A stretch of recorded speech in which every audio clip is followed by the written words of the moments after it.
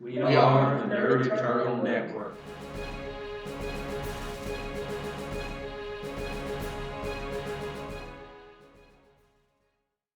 Hello, and welcome to Icons Powers on Payroll, here on the Nerd Eternal Network. I'll be your GM for the day, Jason, and with me as usual will be Marigold playing the Boogeyman, Thank you for joining us. Curtis as the Influencer, Mike playing Whippet, Hello. and Taylor as Skater Boy. Howdy. Alright, so last time we kicked off the campaign with I was going to say a press stop, but it was just outside y'all's building, so. But a public event. It got interrupted by some ne'er-do-wells, local superpowered gang members, Evil Eye, and then a bunch of guys in various animal masks. It wasn't the zoo crew. Was it just the zoo gang? Oh, is that their name? I can't remember. Mechanically, I'm sorry I'm saying it wrong. The name changes based on Eddie's mood. Okay. I like it. Because I think Zoo Crew has actually been a villain team or something in the past, or a hero team in the past. Probably Yeah, needs to Captain be Kieran and changed. his amazing zoo crew. Yeah. Oh no, that's Zoo Crew. Yeah. But depending on whatever phase he's in, he renames his zoo group. Well, apparently Evil Eye was planning to make a move and thought taking out Whippet would be like a big push.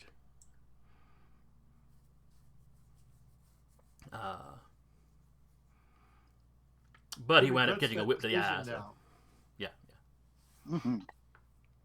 And I think I said it in the chat, but I think we should officially rename him Deadeye.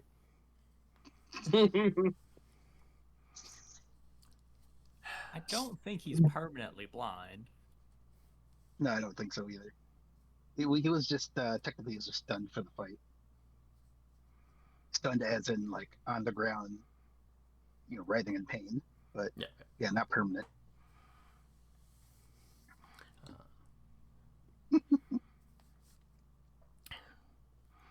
So it's been a couple of weeks,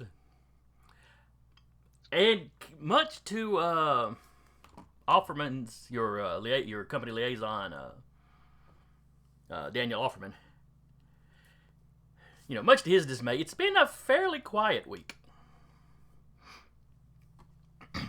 I mean, you've done some patrols, you have stopped some petty crime, but there haven't been any more villains. Hasn't been anything else big.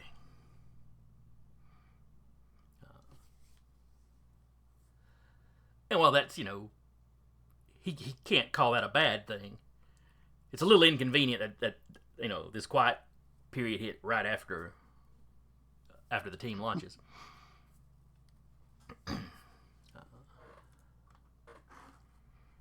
And you've done a few other, publicity related things. I imagine the Influencer and probably Skater Boy have done the rounds on like local morning talk shows, both on the radio and like local television stations. Who? The Skater Boy and who? The Influencer. Oh, right.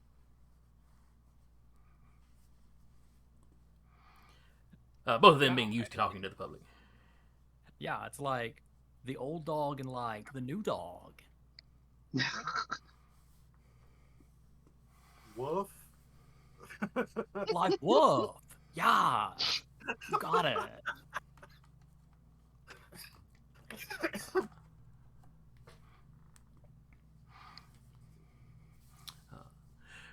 Now, did we establish last time which ones of you were living in the base and which ones were not? I'll be on base. All right, so I kind of thought we had all decided to live on base, but that may not be true. I can't remember if the Boogeyman did or if Boogie was going to have a apartment. I don't either. Let's just go and make it easy and say he's living on in on base 2. Okay.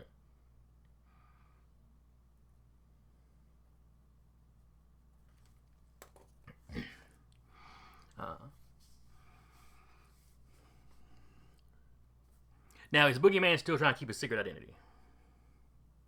As much as he can, yes. None of you have ever seen him without, at minimum, that face wrap. Even when like going into the showers. I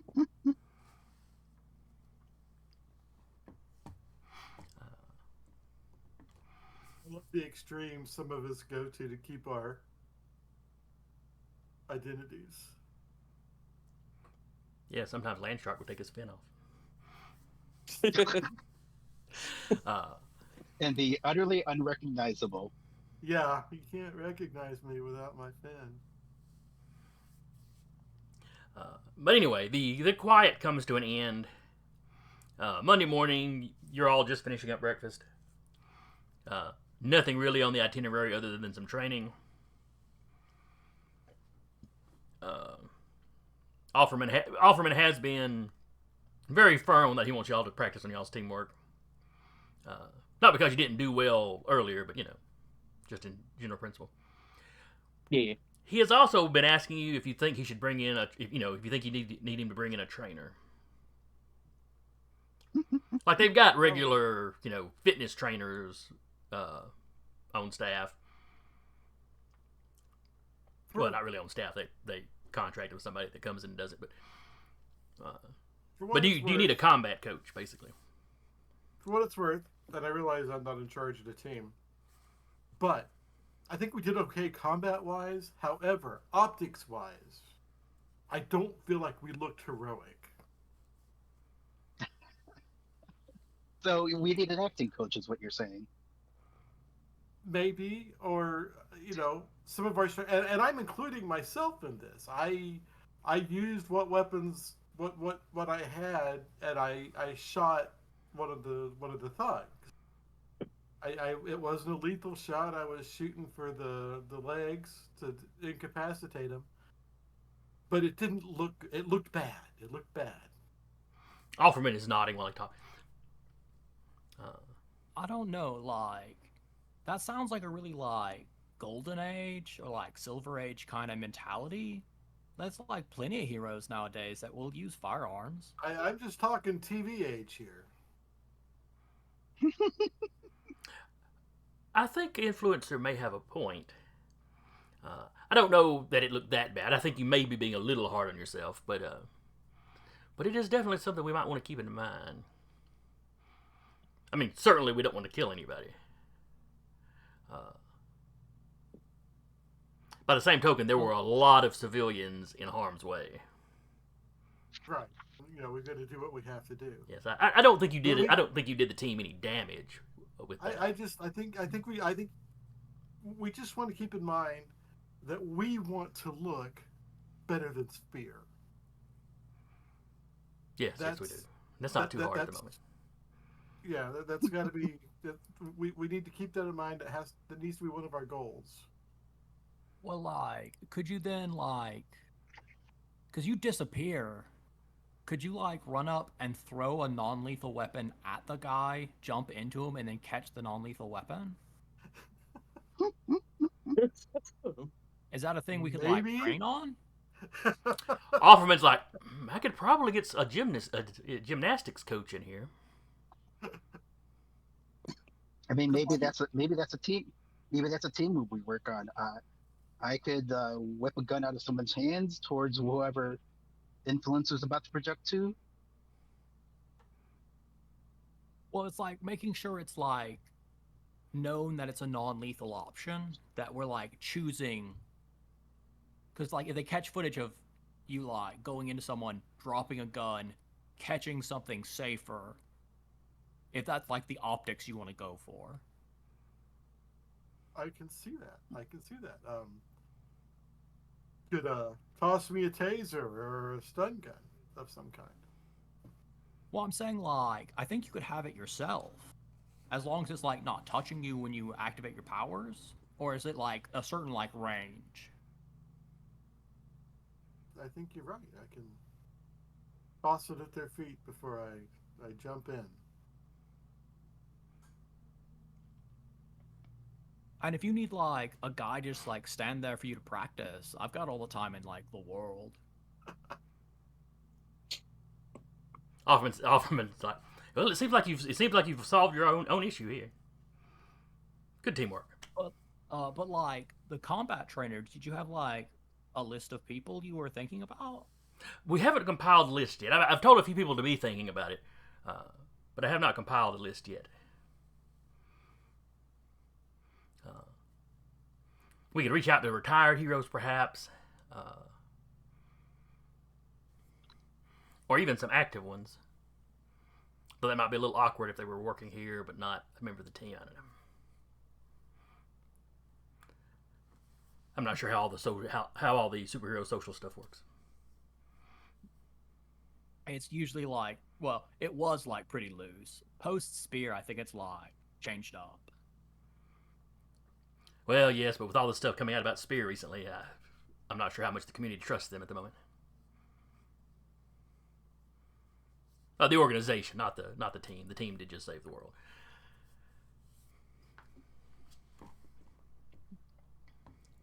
Yeah, they like really helped me out not having to do it myself.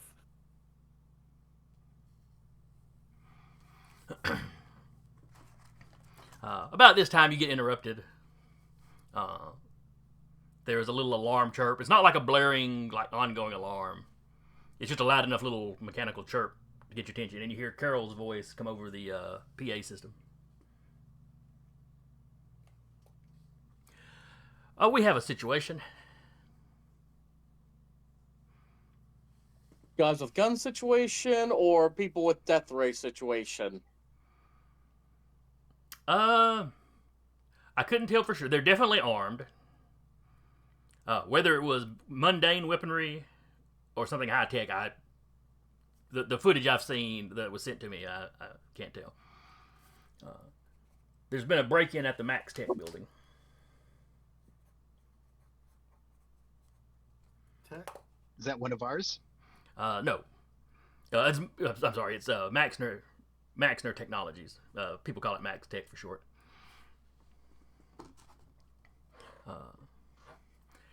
It seems to be they seem to be breaking into one of the lower levels.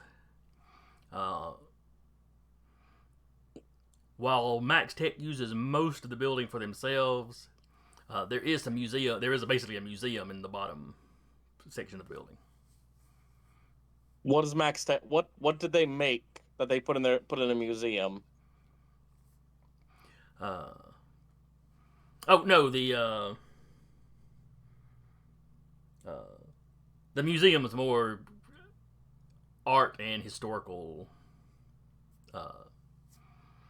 The founder of the company, his wife was more into archaeology, and I guess they were both into art. I don't know. She was the one that kind of set the museum up.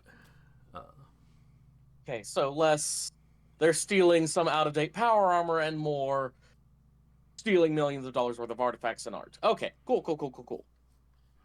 That usually means like no fire, no water powers. They're just doing like art theft. Yep.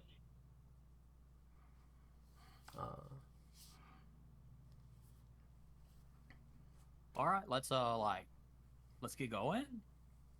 Yeah. This guy look at Skater. It's like, don't you mean let's rock? Is it like not the 80s anymore, man? We gotta like Skibbity out there. Never say that again in my presence. Like, if you know what it like means, help me out. I don't know what it means, and it angers me. Then skibbity we shall. All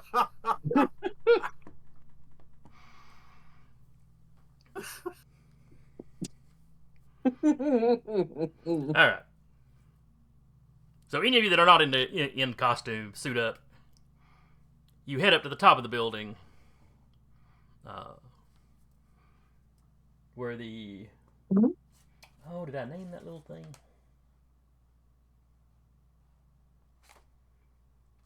You mean the omnibus?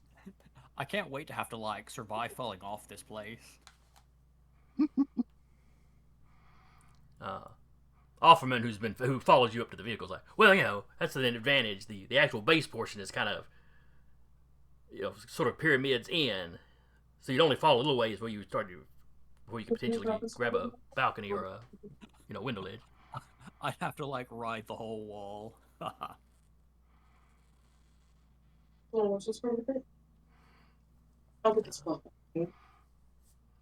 So y'all load up in y'all's Vito? Detroit electric flyer. Sweet. They have their logo on the side of the vehicle. And you take off for the Max Tech building. We.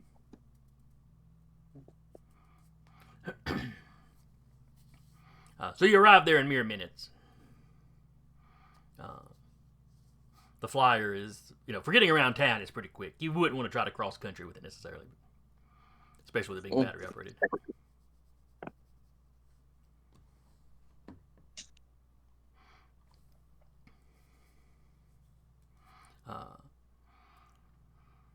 As you land on the police already have a lot of the street blocked off as you land.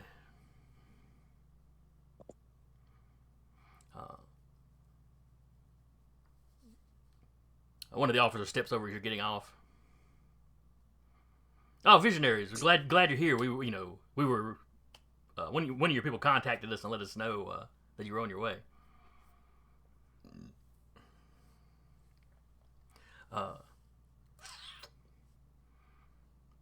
So we know they're in there. You sent a couple of officers in. They were shot at. They were saying there was something weird about the guys. They didn't look right. Define right. Too big, odd skin coloring, Like, speaking in tongues. animal faces. He's walking you back over to kind of where the police cars are all kind of doing the semicircle. And so some other officer hears you just walking up. They look like their faces were rotting.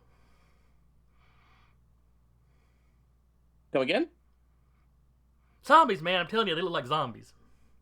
But zombies with guns. Why am I doing this with my life? Okay, cool, we can handle that. I was just asking myself that same question. Well, like, you guys haven't had like a degenerative disease from getting bit by something before? It's like, okay, it gets handled. All the officers in the area just turn and look at scared. Look, we get it. You've dated a vampire. What? No. I dated like a vampire. Oh, no, you dated a vampire hunter. Oh, that's right. Never mind. I got a strict no teeth rule. I don't know what you're talking about. That's a rule for cowards. But, Or people that are into ground mods.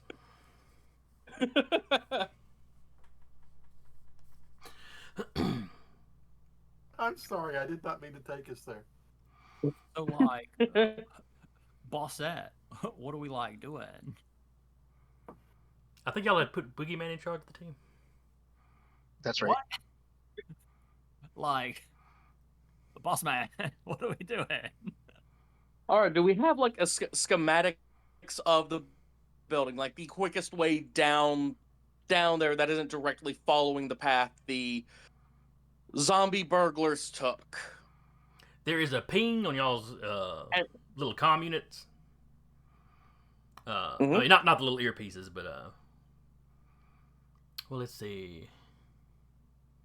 Would it be like a little tablet? No, it'd be like basically you've got like cell phones But they're attached to the earpieces, so you don't have to handle the phone to just communicate. But there's a little ping, and you hear Carol come over the line. You've got those on your pads now. And Right, it's a we very pull 'em up, basic, I suppose. it's a very basic floor plan. It's not like the Mhm. architect's schematics, but like here's the gift shop, here's the this, that, the other.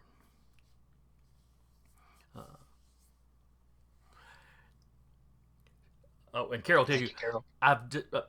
you're welcome with it. I have discovered there are some Babylonian artifacts here. I don't know if that's important, but there was a break-in at a small museum in Chicago late last week. And some Babylonian artifacts came up missing. I don't know if that's related or not. But if you get in there and you're not finding anybody, you might check that section first. I marked it on the map. That's a good tip. Yeah, agreed. That should probably be our first stop. What can we tell? What would the quickest access be to get us in there? Just the front door. And you see the path, and there's a couple of ways you could go. So you have no problem picking out which one would probably be the shortest. Okay.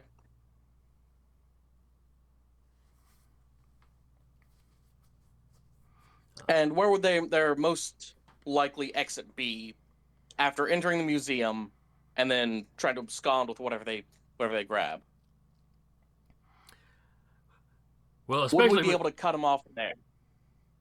you might be able to. There are, of course. I mean, it's a large building. There's plenty of exits on every facing of the building. Yeah.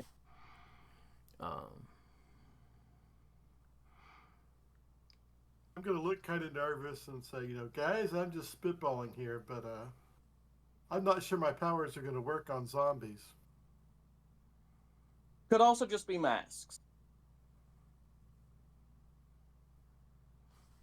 Or like magical illusions.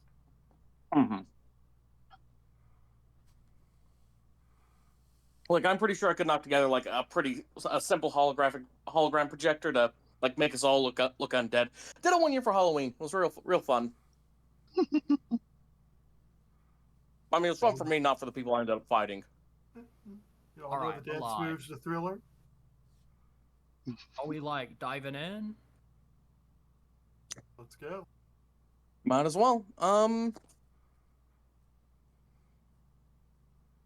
Yeah, well, let's go. Oh, first, let me and I'll pull out Spray on Knee Pads Party Edition and just pop it down. There's a little cloud. You see a little cloud of nanites. Yep, just prep our damage reduction. And I imagine it doesn't stay visible for all that long. They kind of disperse and settle.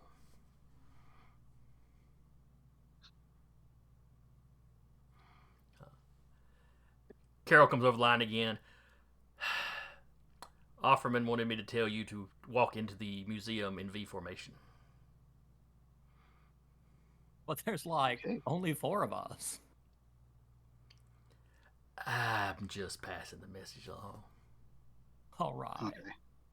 And then you hear her like she's a little bit away from the microphone. Hey, I have to pass your messages on. I don't have to be enthusiastic about it. Thank you, Carol. I understand your pain. All right, I'll get behind. It's we're gonna be more like a check mark than a V. But, Well, whatever. it'll be a 2-front V. It'll be all right. Just, Yeah. whip at Boogie in front and then be you behind. It'll, Geese work do out. it all the time. Their numbers aren't always just right. So But they're also not trying to make V's. We're trying to see what they're doing as a V, but they're not worried about V's. true. Well, it could work. it can work. We'll just as long as it'll work. Anyway, in we go Alright. towards the Babylonian hall. All right, so you get in there, and it's early enough that the museum wasn't open. Wasn't open quite yet.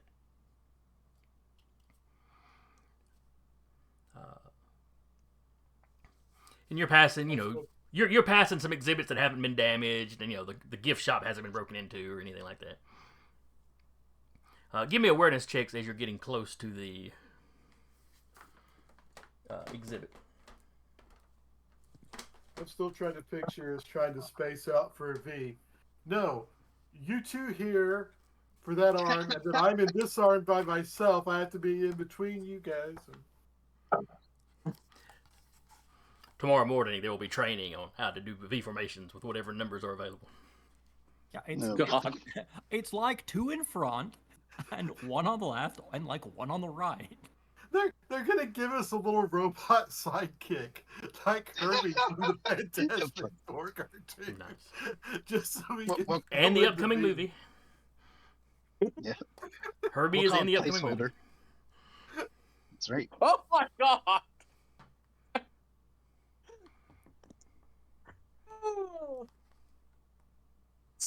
So like, what awareness did we need?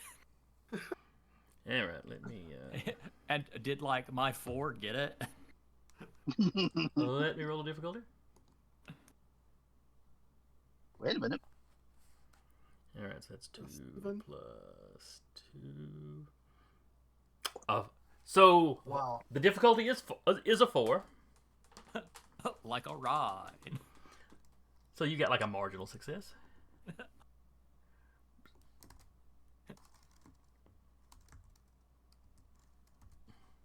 Just like high school. I feel that though.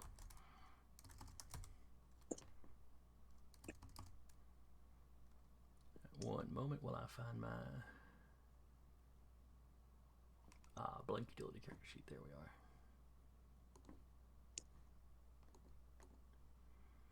That may have been the thing I felt like I was forgetting earlier. All right, so Influencer beat a 4, Skater Boy tied a 4, Whippet beat a 4, Boogeyman beat a 4, by quite a bit.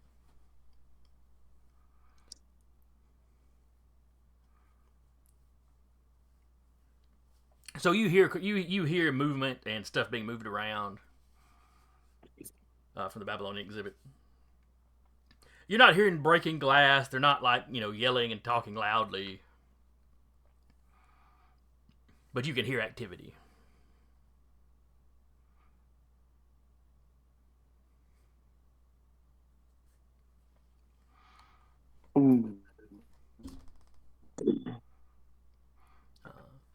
Glance around the corner. The area with the Babylonian artifacts is a fairly open area with like just displays kind of sitting out and stuff along the walls.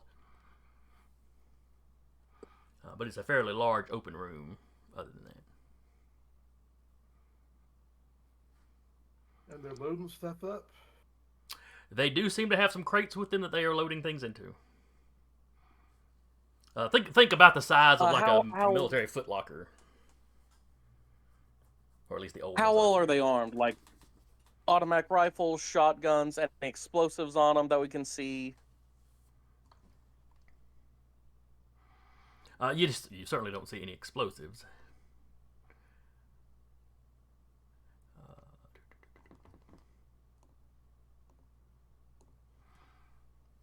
Hang on just one second. And I will show you what you see.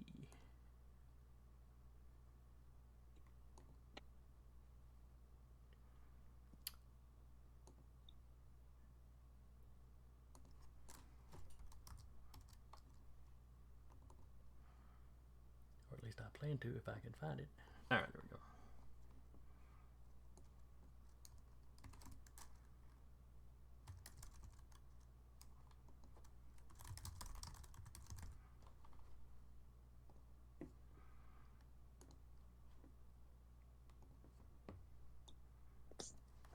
All right, so this is more or less what you see. Oh, hello. Yep, You know, they're not looks facing like in your zombies. direction. You know, there's two of them that are you know, guns in hand, heads on swivel, clearly acting as lookouts. While some of the rest of them have their guns slung over their back or sitting next to them while they're loading stuff into, you know, out of a busted display and into. You know, it looks like these wooden crates. You know, got kind of the rope handles on the end, and it looks like they've got like foam inserts inside there, so they're being relatively careful with the artifacts, Mhm. while also moving fairly quickly.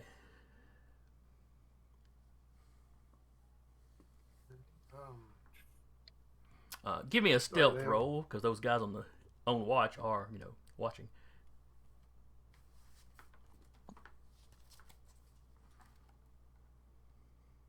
And I have 3 ranks in stealth, so this should be not horrible. Yes, this is their awareness. Nice. Oh, I hit the roll button. I got excited when I saw that 11, but that was not for me. No, sorry. I got excited, and I was like, wait a second, that's not mathematically possible for these guys. Advanced roller. Sorry, that's not actually. Technically, that's not my roll. I was trying to set up my thing. Or we could just add 4 to it, and that'll be my stealth roll,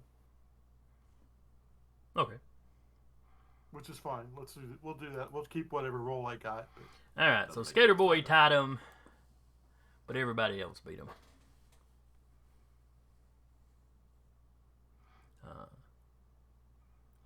So one of them is like something catches his eye and he kind of looks over in the general direction, but you know, everybody kind of ducks back. But no commotion is made.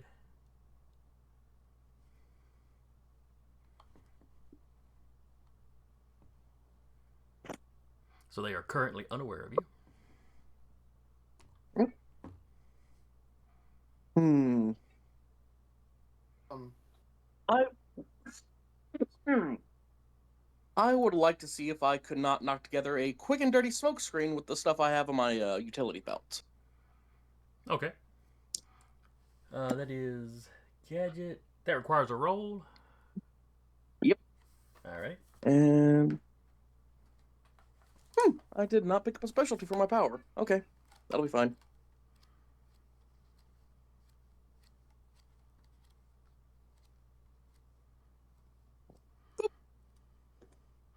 All right. So you got 12, and let's see, what is the difficulty based on?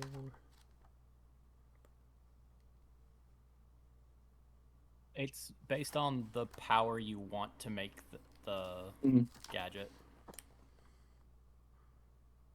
And I can only make it up to rank 5 with my power, so I'd have to be at a D6 plus 5. Okay. So the difficulty is an 11, but you got a 12, so you did it.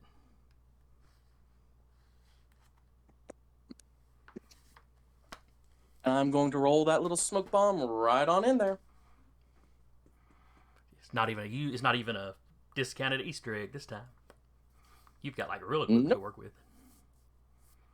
It's nice. Gotta miss it when it's gone. And that's a fatalistic view. Oh, this is really nice. Too bad it's not going to last. All right, and this was you were doing a basic smoke screen. Yep. So it rolls through. They start coughing. You hear somebody, what's going on? Cough. You have somebody else. It's the cops. Zombies No, coughing at smoke gas. That's not tear gas. That's just crap. It's probably heroes. Heroes use that kind of stuff.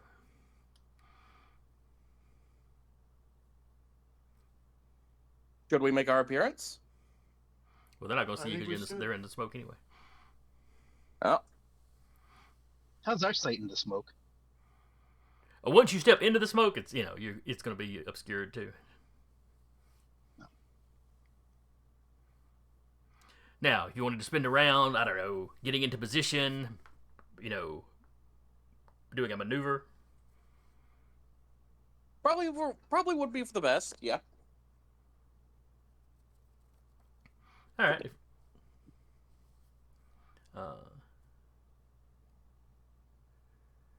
Actually, let's not even roll for that. Because it's basically you getting at the edge of the smoke and ready to clock the first person that you see. How long is the smoke going to last? It should only last for the ring up for the power ring. Okay.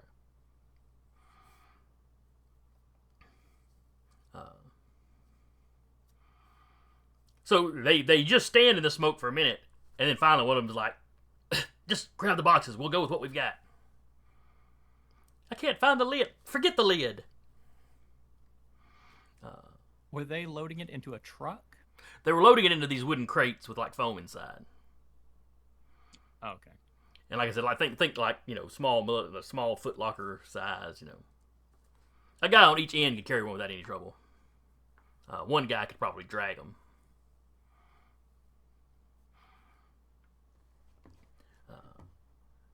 But then you see two guys, one on each end of the crate come out of the smoke. Go ahead and give me initiative rolls. Yay.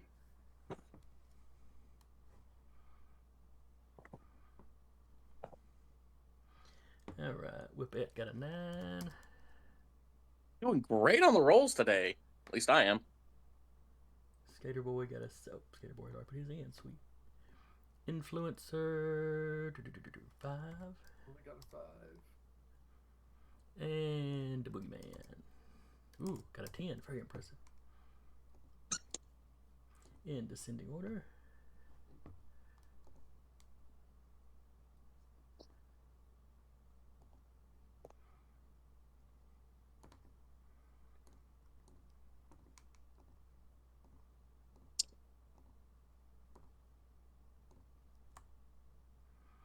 Oh.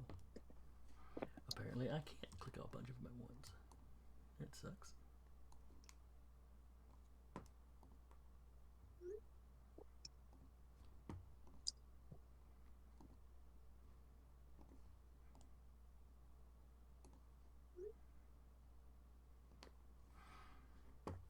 Alright, top of the order is Boogeyman. Two guys have just stepped out of the smoke. I am swinging my bat right for one of their mouths. Gonna make a dentist a lot of money today. Alright, give me a roll. That'd be versus their prowess.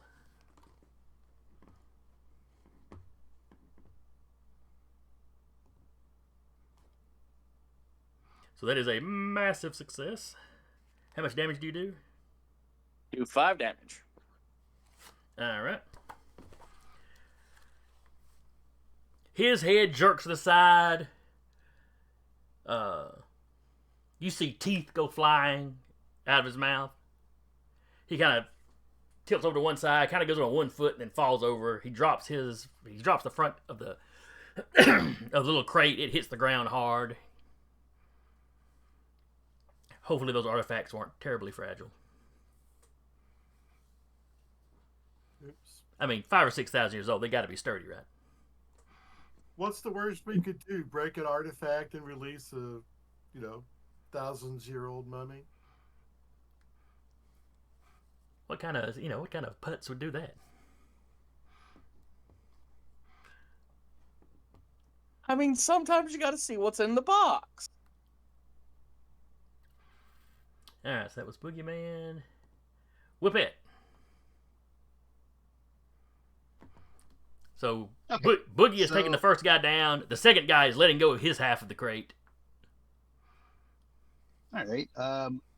I would like to try to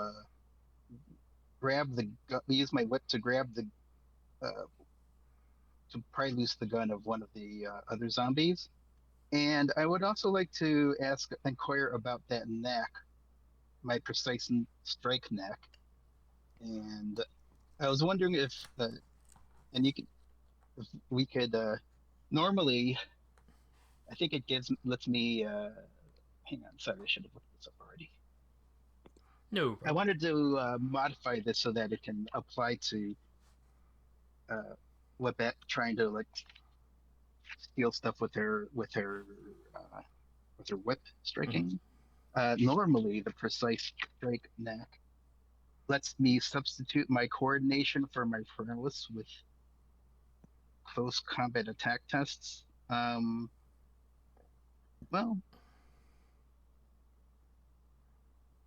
I guess I don't know. Maybe it still does for the purposes of.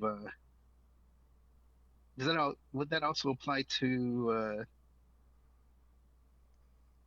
Oh, I think what it was I think before when I tried to do this, it was I think I used my coordination or whip as the for the robe, but then relied on the strength of success. Is that correct? Am I remembering that right? Oh, let me see. Because you were basically doing, I think it was called a grab. Yeah. So let's see how the grab worked.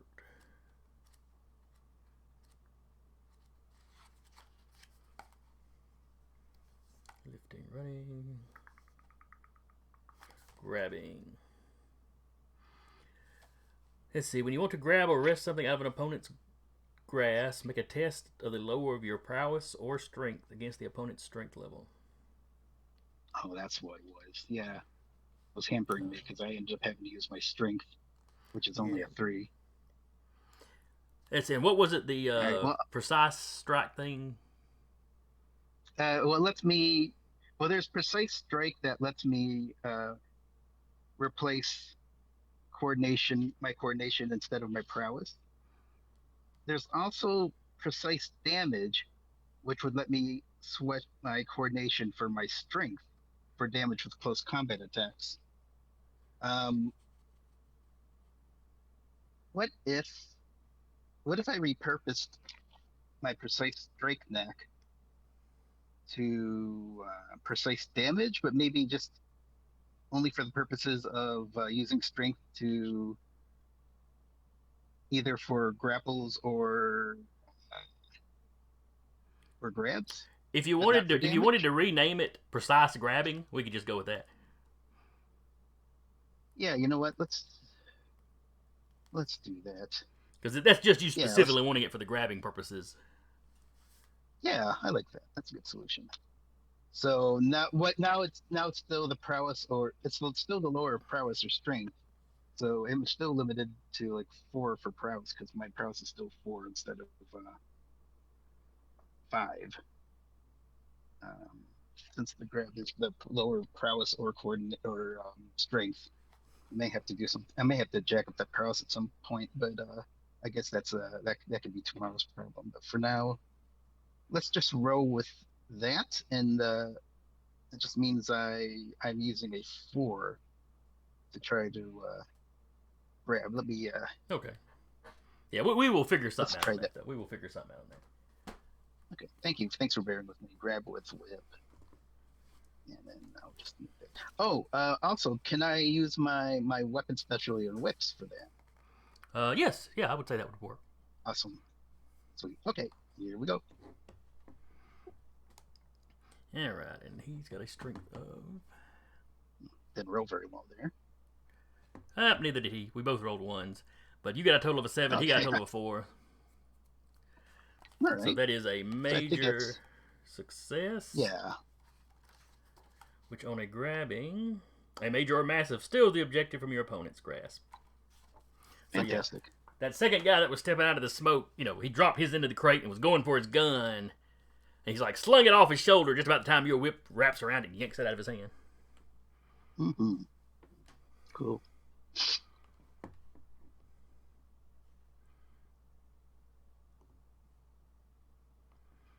And then, at long last, it is time for one of the zombies to go.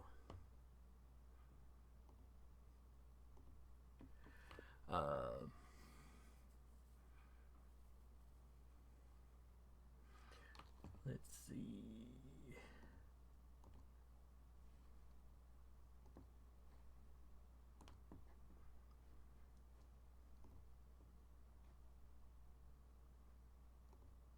Sorry, I'm having to figure out which zombie is which.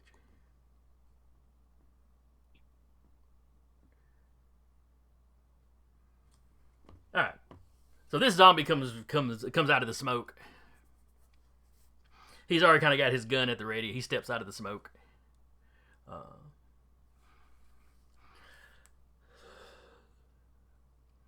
And let's see. He will shoot at. Well, he sees Boogeyman standing over a downed buddy. So Boogie, he's taking a shot at you. You know what? Fair enough. Let's see. Coordination.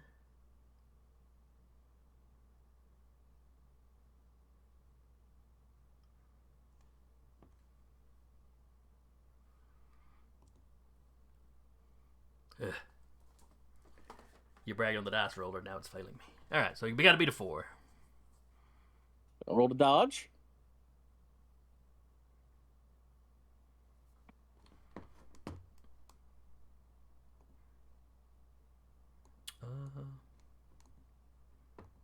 It's taking a little while for the dodge to show up. Yeah. Oh, there it is. Oh, there it is, though. There we go. Okay. Pretty sure I hit it. What's it going on? Yeah, it's just one of those moments where there was some lag or something. I don't know. But all right, so you need to beat a 4. You got a 10, so you quite gracefully step out of the way.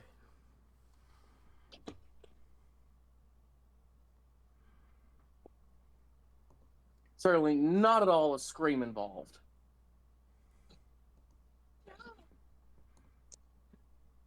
Let's see. Next up.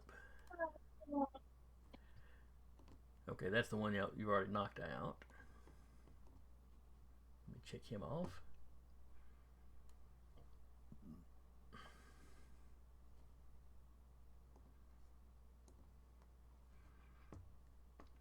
All right, another one of them comes charging out.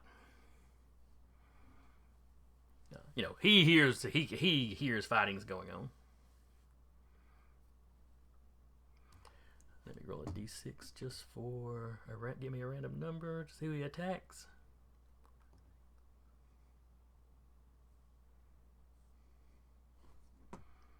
Skater Boy, he is shooting at you. Like, all right. Because of not knowing exactly where you're at and the smoke and all that, you can have a +2 on the dodge if you want to, or you can save it and have a +2 on whatever you do next. I'll take the +2 on the dodge, and I'll use my probability control for good luck as well. Gotta beat a 5. Oh, and Marigold, I should have given you the +2 on that swing too. I mean, you ended up not needing it, but you can use it for something else if you need to. All's forgiven. All right, on like a 14, and because I have like super speed, I'm gonna throw the bullet back. Oh yeah, you do have super speed, don't you? Yeah. But can you see a projectile? Or does that matter? Is it just super speed? I guess if you had super speed, you could see. Yeah, okay. All right, is it going to do any damage, or is it just a intimidation type thing? I think by the rules, it's the same as returning a punch. Basically, your strength. Yeah, let me see if I can... Alright, you can dodge attacks. If your dodge results in a massive failure for the attack, and it is a thrown weapon or object, you can choose to catch it and throw it back as reaction, rolling a normal attack test. All right, if you have super speed, you can even catch projectiles like bullets. Okay, gotcha. So I do have to make a coordination roll to attempt to hit with a thrown bullet, but... So, does a 5 hit? He also got a 5. Does half damage. So what's half your strength? Half my strength is a 3, so 1.5. I don't know if it rolls up or rolls down. Normally I think it rolls down. I'm gonna roll it up here just because this is just a mook. All right, so 2 points.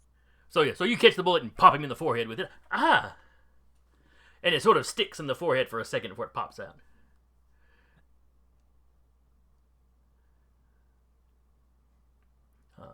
Like, be careful. These things are, like, expensive.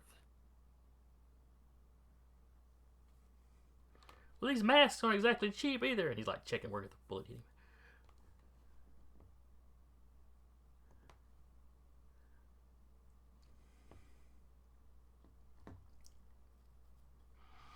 From inside the smoke, you hear, "Shut up! You're not supposed to tell people their masks."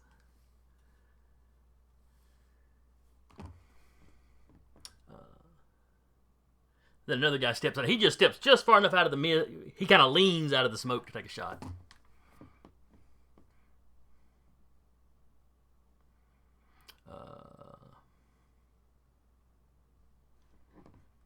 Let's see.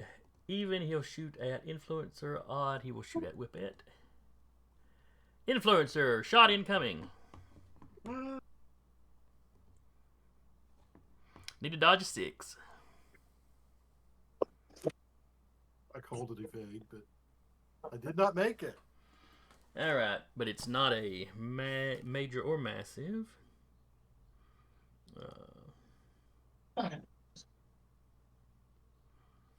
So that will be 4 points for damage. And that will be the first tick off of damage reduction. Oh, that's right, because you put the spray on everybody. Our team's damage reduction goes from 5 to 4. So I take 3 points of damage. No, you take none. The party edition. Yeah, spray on knee pads took it all, baby. Sweet.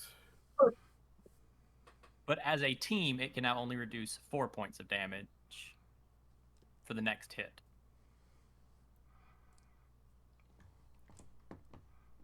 That is a pretty cool device. Mm-hmm. Burst is a good extra to put on things. Skater Boy. You're up. I'll do a rush attack at the guy that shot me. All right, so he's leaning out of the smoke, and it's like clearly he intended to take the shot and lean back. But he just saw this, stuff just clump up right where the bullet hit as the bullet hit, and then fall off and didn't do nothing. So yeah, you rush up at him. He has just enough time that his eyes get wide, and he starts trying to pull back as you get within swinging range. Yeah, it's just a prowess test. Okay.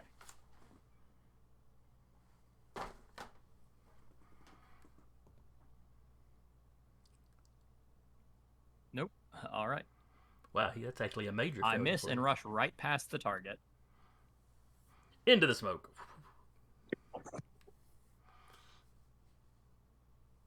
Everything goes dark. I mean, not super dark, but yeah.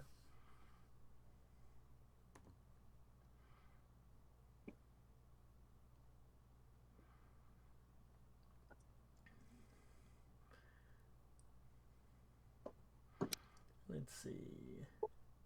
There's 3 more guys in the fog. I'm going to roll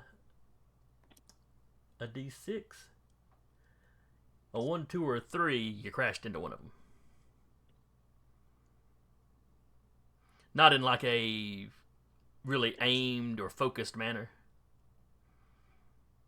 Basically, if you hit one of them, both of you will go down prone. Want a 1 or 2 or 3? Got a 3. So yeah, you rush past the guy you intended to hit, and then you end up kind of crashing into somebody else and getting tangled up, and y'all both go down in a heap. Like, hey, fancy meeting you here. Watch where you're going. I can't. There's smoke. All right, that was number 3, so he's the one that goes on fire. All right, so it's not his turn yet. One of those other guys comes running out of the smoke. And Whippet, he steps out of the smoke just right close to where you were at, to the point that he's kind of like, ah! And just tries to hit you with the butt of his rifle. Okay. Rather than trying to kind of reorient it. That's going to be a prowess dodge.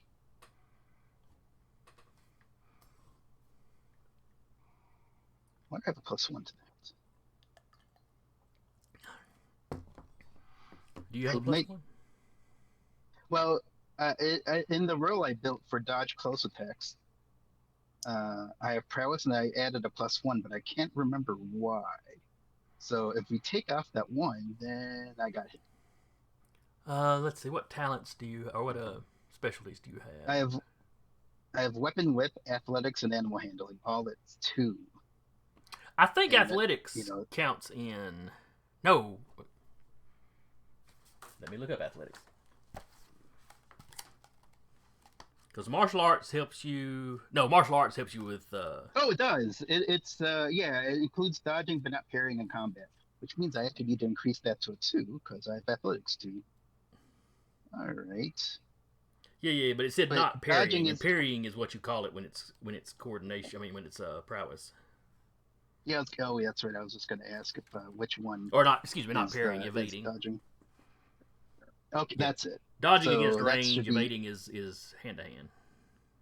okay. So the good. Okay, so I'll take dodge close attack to 0, and then I'll take dodge distance attack to +2. In any event, I should be hit. Okay. And his strength is a 3, I believe. He's hitting you with his rifle, though, so I would say that would be enough of a club to count to it. So 4 points of damage. Okay. The All right, I will take the that. party spray still absorbs it. Yep. You'll that's take 0 full damage, and our team defense will drop to 3. Thank you. So if he hit you like that again next time, you would take 1 point. Check. They are chipping away at your spray on knee pads.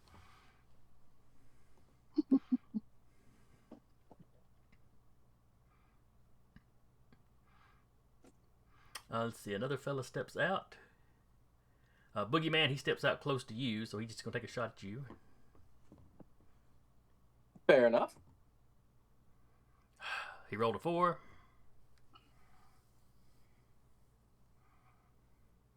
I just want to shoot And you a little bit. Wow, you are untouchable today.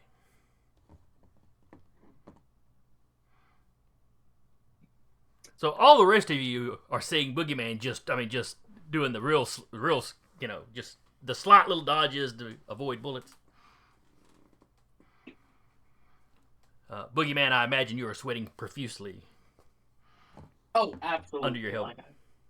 I'm trusting the Kevlar. I'm trusting the spray on knee pads, but that still hurts really badly to get shot.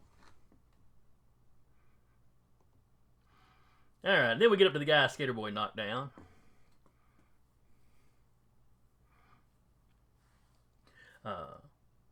You want to wrestle? He does 2 little quick pats on your chest to figure out where your head is, and then he's gonna try to punch you. Oh, like a bad move. But that whole pat thing, he kind of telegraphed what he's about to do. So both of you being affected by the smoke, so we're not gonna give any penalties or bonuses to anybody. Since y'all are fighting in equal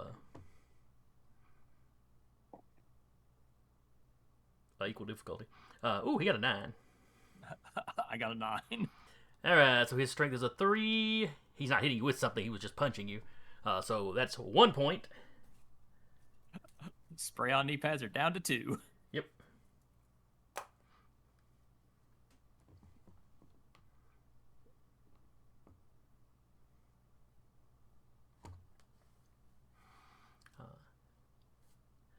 You just hear him mumbling, which one are you? Are you the pretty boy or the old guy? You're not the one in the helmet. Unlike the old one.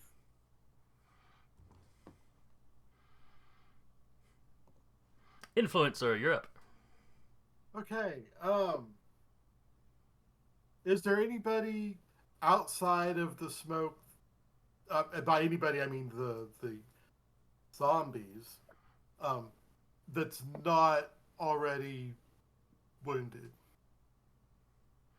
The one fighting Whippet. Okay. I'm going to try to see if I can take him over. All right. And I believe he resists that with his willpower.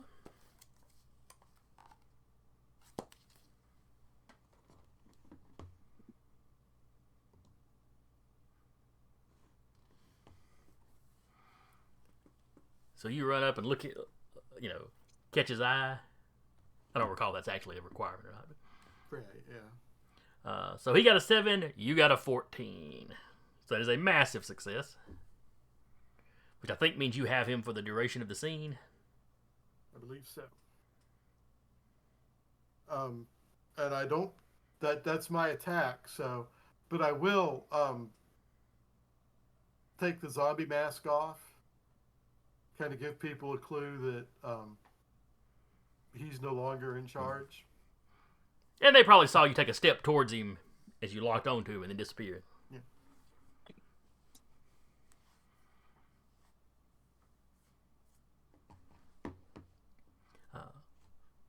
One of the other zombies is like, John, put your mask back on. I can't breathe.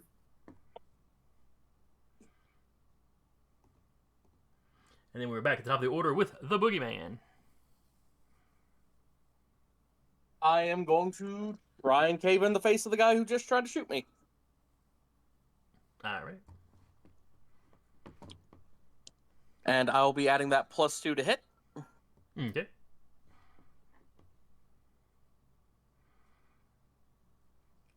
Ooh, that's bad. Let's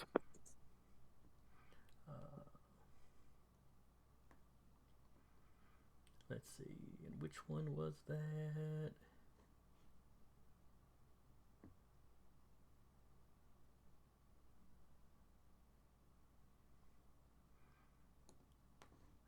Boogeyman uses savage beatdown with the baseball bat. Think it was that one. But yeah, you just bring the baseball bat down, almost like you're trying to whack him right between the eyes. Yep. The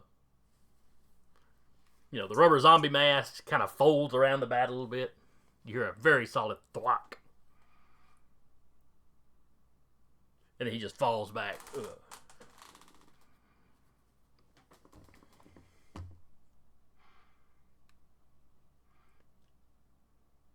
And where the zombie mask has the open zombie mouth, you can kind of see his actual, teeth up under there.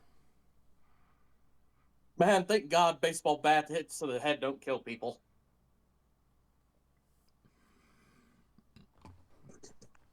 Oh, that's Al Capone. When your gadgeteer is not a medic. Oh no, it's perfectly safe. It's just blunt.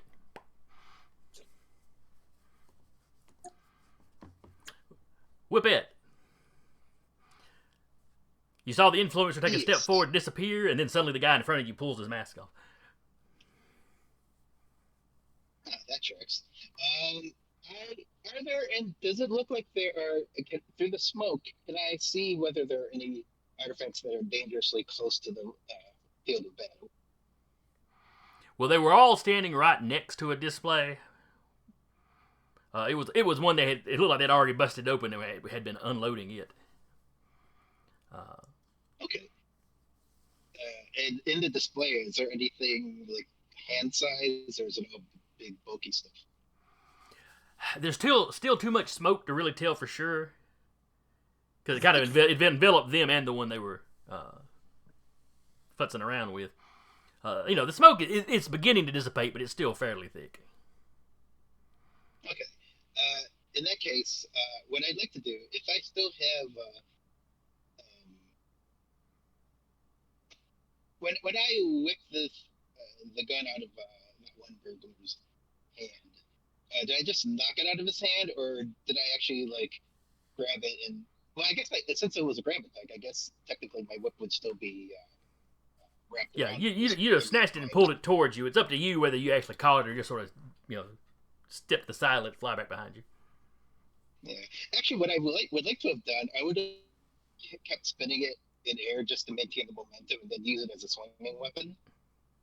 Okay. Basically, like an improvised club sort of thing. So I guess that would be a prowess attack. Can I just roll it as a prowess attack plus my special? Yeah. And you're just attacking another one of the random dudes? Yeah. Okay. Yeah. But since technically I'm not really wielding my weapon precise as whip does. Would this be basically just be a browse attack? Because it's basically like it'd be like if I were swinging a chain around. Yeah, go ahead and just do straight prowess. This is not really a standard use of your whip. Yeah, so let me hit with grabbed weapon. So I'll call that prowess +2 because I am still using a whip. All right, and 9 is the number to beat. 2 and oops. And that is a weapon number that I did not beat. No, so you whip it around and kind of try to whap the guy with the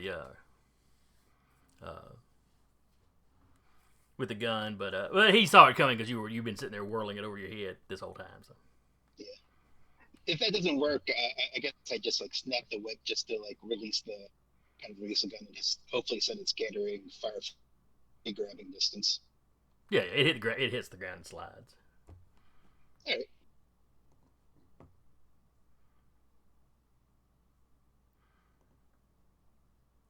Next up is, I think this is the one you disarmed. Let's see. He doesn't want to go after Boogeyman with that baseball bat. The influencer has disappeared. Skater Boy's in the fog. He's going to run and try to tackle Whippet. Maybe if I get close to her, she can't use the whip on me. So that is going to be... that's a big part of why she took the whip up in the first place, to try to keep the bad guys at bay. Evade. Hang on just a second before you make a roll.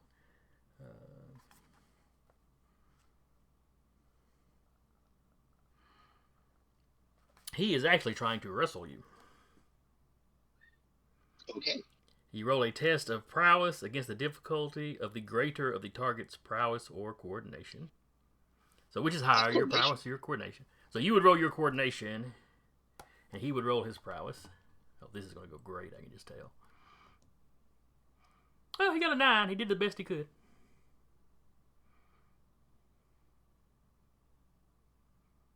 So coordination. And this doesn't apply. My athletics bonus does not apply to this. Is that correct? No, this is wrestling. You would have to have wrestling. Oh, you got me. So that's a moderate. All right, so he achieves a partial hold. So the target, Whippet in this case, can perform actions with a +2 difficulty and can't move away from him. Let's see. And if he gets another moderate later round, it upgrades it to a full, or to a complete hold, I should say. Now that +2 difficulty does not apply if you're taking your action to escape him. Because that escape is its own maneuver. But anything else, if you tried to whip somebody else, the difficulty is too higher. Because he's your arms are loose, but he is kind of on you. So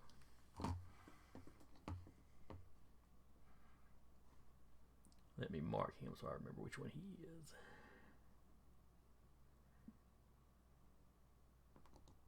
There we go. All right.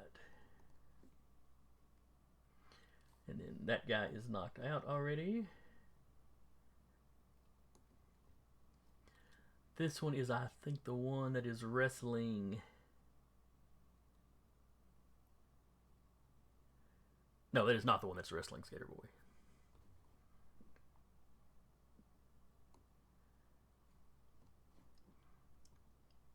This one was the one that's taken damage for me throwing a bullet at him.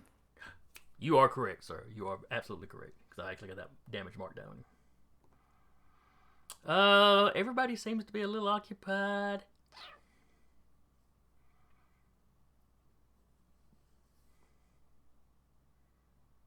His buddy is wrestling with Whippet.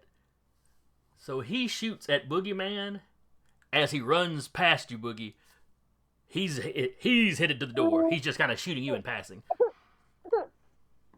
That is rude. 5 is the number to beat. Doable.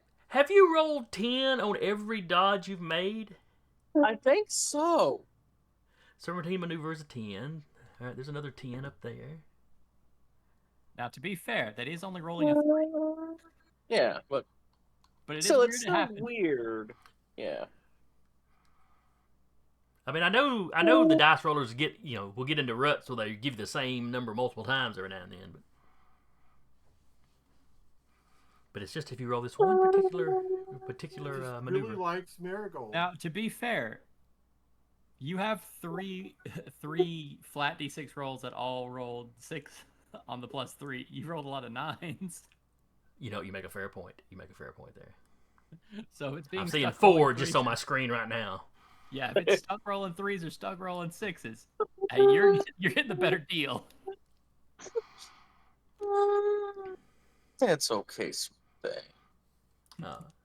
So he shoots you as he runs past. The one wrestling with it's like, Dan, get back here! Ah, friggin' coward. Dad? What, Dan? He said Dan. Oh, Dad. Like the lieutenant. I mean, if Boogeyman catches up to Dan, he won't have no legs either.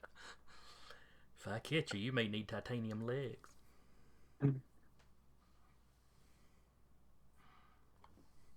Alright, and then now this is the one wrestling with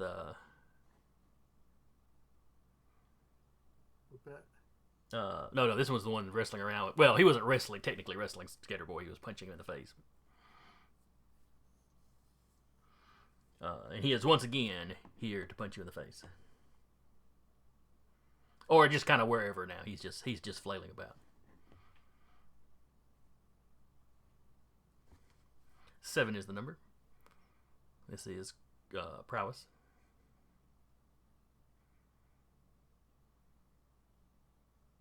Got a 6. All right, he punches for 3 damage. I take 1 damage and armor is down to 1.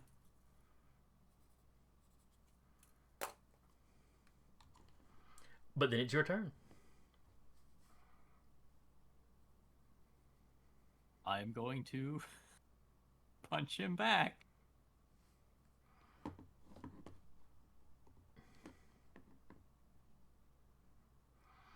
All right, that is a major success. How much damage did you do with a punch? 3. Let's see, and this guy was uninjured.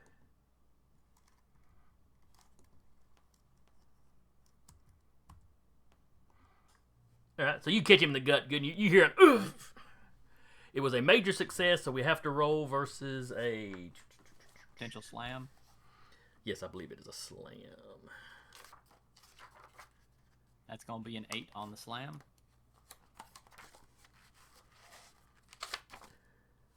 He resists that with his strength,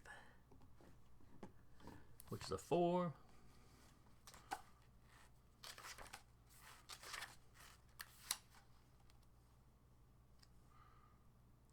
Just to catch across the face with a skateboard. He goes down. So on a major or massive, you send the target flying out to the next range, typically from close to extended. So you definitely get him off of you. You know, it's whack, and then you hear him kind of thump as he lands on the ground a few feet from you. And you hear kind of an oh, but you also hear the sound of him clearly starting to try to get back up.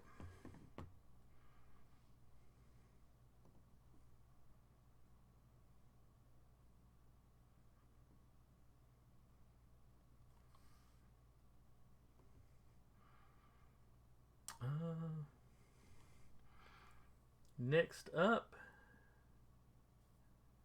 man, there's a lot of these zombie guys. All right, what was it this guy was doing?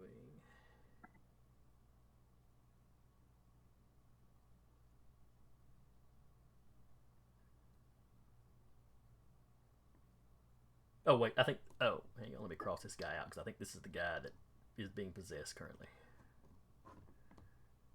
All right, then we go down below him. And that guy's knocked out. And then below him...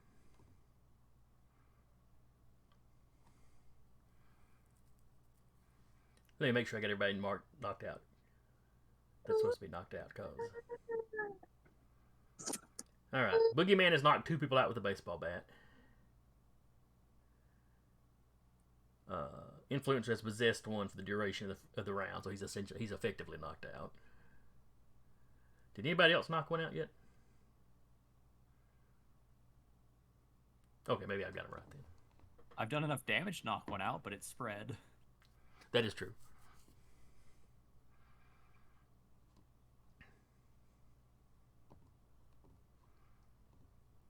Alright, so this guy, I believe he was another one taking a shot at Boogeyman.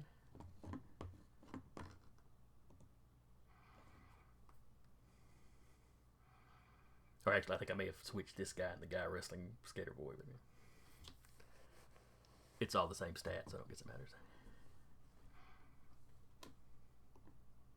Alright, Boogie, you got a 7 coming at you. All right.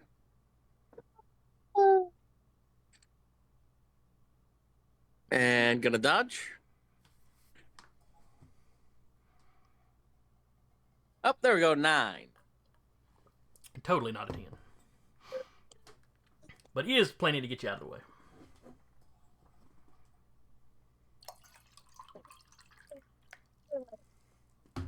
And then we are to the influencer. Okay. Is everybody out of the smoke, or are the other guys still in the smoke? The only wait, people... Wait. There was one guy that came out and was had Whippet in a hold. Right, he is. And I was in, I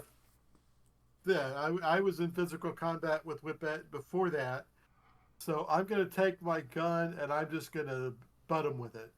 All right, that sounds fine.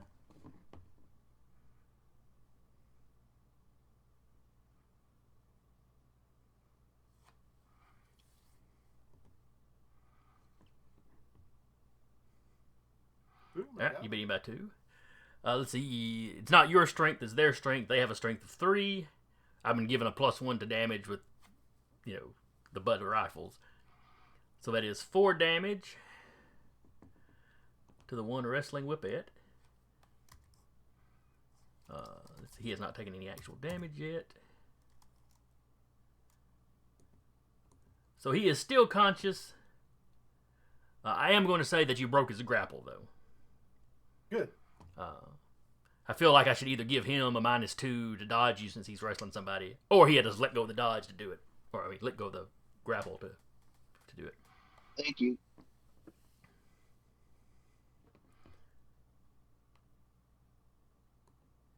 And then we're back at the top of the order with the Boogeyman. Now Whippet's free to take him out. And this is the 4th round, I think. So round after this, the smoke dissipates. Well, y'all spent 1 round getting into position. Right. So I think this is the last round that you'll have any smoke. yeah. It's getting noticeably thinner. By the next round, it won't be enough left to really hinder anybody. But you're starting to whittle them down pretty good.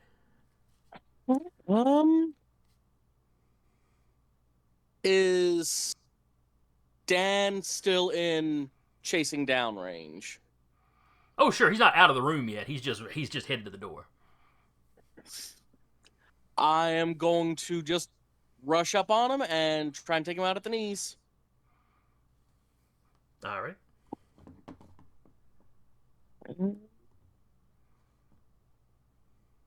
Baseball bat. Oh. And he beat you by 1. So he hears you coming. He sort of dodges one. I'm sorry, I shot at you. Oh, you're gonna be sorry. Guys, get him off me. And the other 2 that have been shooting at you, they're seeing him run away, and they just sort of look at each other and shrug their shoulders. Yeah.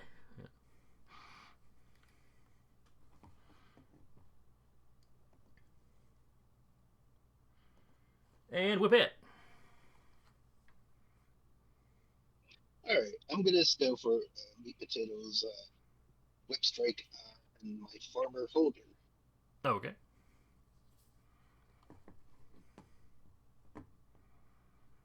Oh, that's not going to go well for you. Oh, All right, you beat him by a few points, 7. yep. Yeah, so that's going to be 5 slashing damage right there. And he had 1 left. So he is out. If we don't have to roll for a potential kill. No need to roll for a stun because he's already unconscious. But a slashing attack does potentially produce a kill result. All right, well, let's. So how much damage did you do? 5 damage. All right, so roll a d6 plus 5 versus his strength. Fortunately, I rolled low on that. Oh, we both rolled low. But a marginal success does not do anything on a kill test. So he tied, so he's fine. I guess I'm gonna have to get used to almost killing people. Or dial it back a little bit. Just dial it back a little bit. But you left a big slash through that rubber. Well, it's probably not rubber. Sorry, these are high dollar masks, but yeah, you have a big slash from the mask there, and you cut him some. But he'll have one of those nice scars across his cheek. He'll come across as a tough guy. Exactly. You're welcome. He'll be at the villain bar later. Oh, where'd you get that? Somebody will tell him. A 17-year-old girl gave it to him. She was 18. And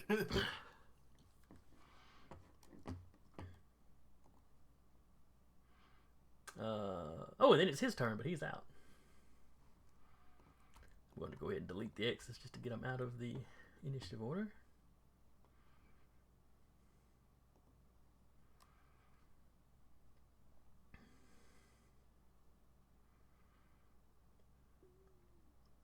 And the next 2 guys, they both run for an exit. Not the same exit that Dan was running for. They're not running towards Boogeyman.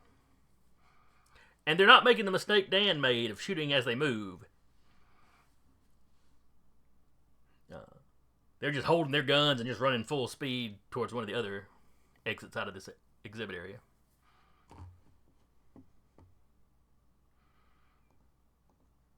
Skater Boy.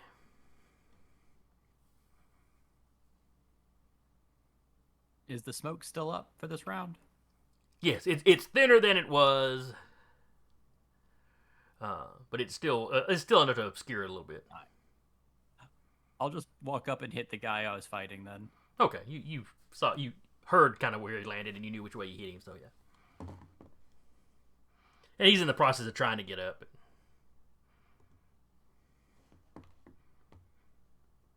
A 7.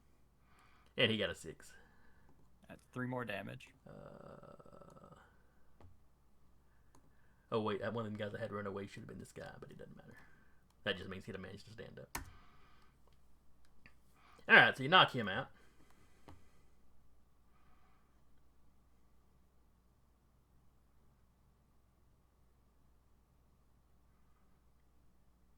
I think I deleted Dan by mistake. Oh well.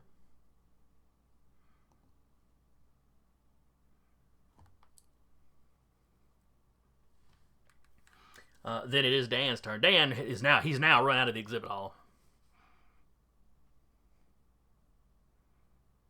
He should have just surrendered.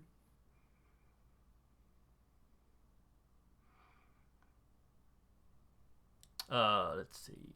Boogeyman, at this point, he drops his gun and is just, head down, full speed ahead. Screaming at you to leave him alone. But why? I just want to have a conversation. You're going to hit me with that bat. Attempted to hit you with a bat. There's a difference. And then it's the influencer's turn.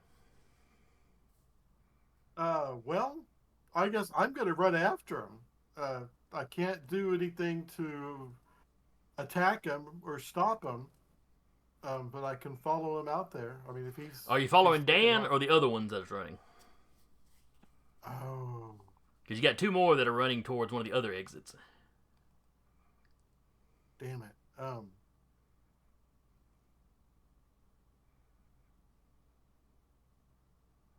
I think I'm gonna run after Dan. Okay. So you're running to catch up with Boogeyman. Basically, he'd be between you and Dan. Yeah.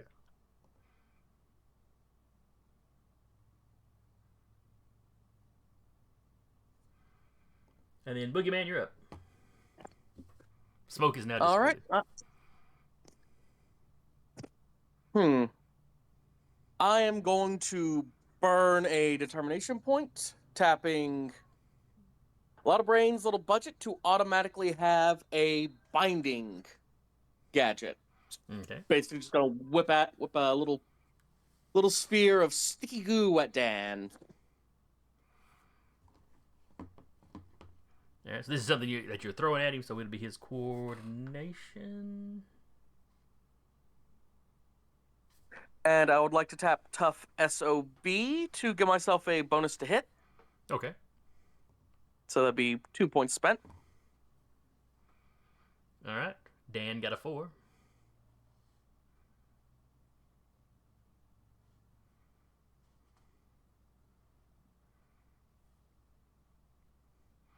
All right, it's going to be a major success. I believe that puts him in a complete hold.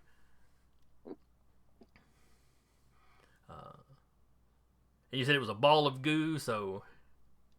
Yep, basically just like a little baseball-sized chunk of breakable shell that I hurled at him. And then foam. Kind of that quick hardening. So yeah, it envelops most of his body. His arms, you know... His legs obviously get caught, but so do his arms, and he just kind of sort of falls over a thump.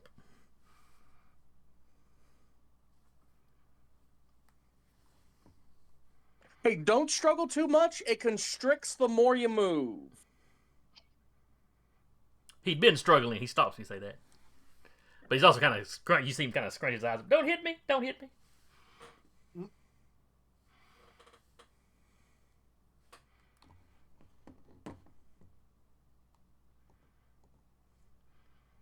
So he is out.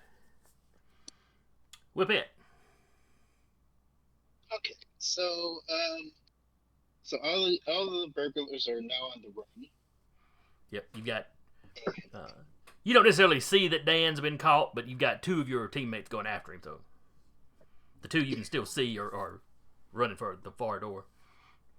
And no one's currently pursuing either of them. Not currently. Okay, and are those two running in separate directions? No, they are running together. Oh, good. That's convenient. I'll chase after them. Maybe try to whip grab one of them once I get to them. Okay. I'd say if you move full speed, you'd be within whip range, because that whip does give you decent reach. Okay, let's. I guess this is a grapple.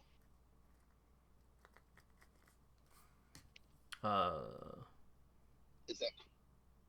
I guess this would. No, wrestling. Yeah, wrestling is what we'd be wrestling? rolling. Okay. So it's the. Let's see. I think it's your prowess, or let's see.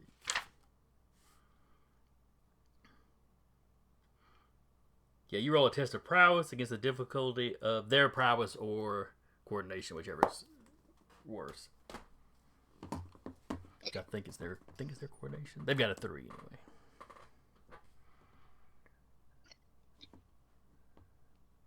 So with the dice roll, it's a 7. Oops, I just missed. Yep, but there was a snap of the whip, so they glance behind and they realize you're after them. Mm-hmm. Then it's one of theirs turns.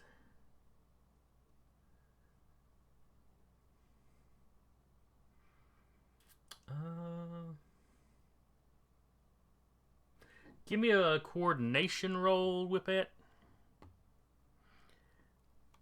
As he just He's not turning around to aim at you. He just kind of throws the gun behind, throws the hand behind him and sprays. He's not really trying to hit you. He's trying to put a condition on you. Cover fire or something to make it harder for you to do anything.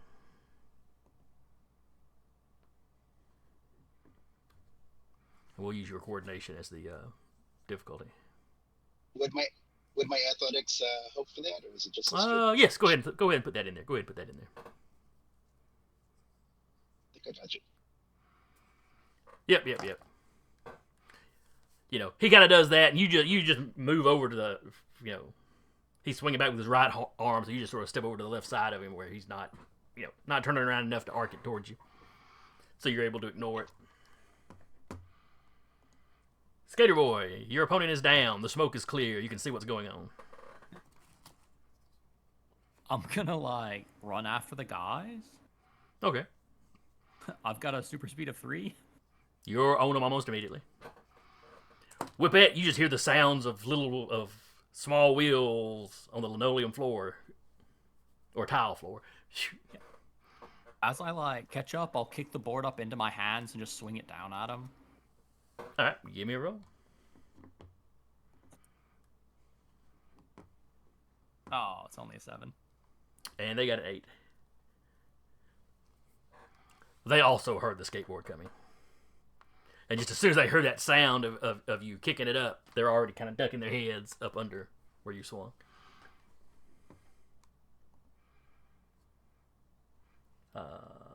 And the guy you narrowly missed... Yeah, at this point, he just spins around and is the whole butt of the rifle thing. Since you're already right up on him and clearly a lot faster than he is. That's a 5 to hit you. I'll go ahead and use my probability control. Give myself a +2 on this. All right. That's a 10. So that is a massive success, or I should say, that makes it a massive failure for him. So what is your strength? 3.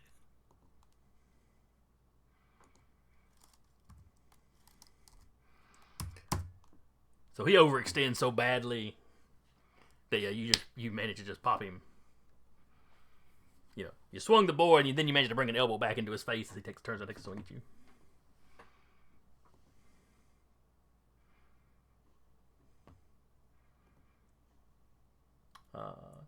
Influencer, you're running up behind Boogeyman. You see where he hit that guy with the foam thing, and the guy's now trapped in foam.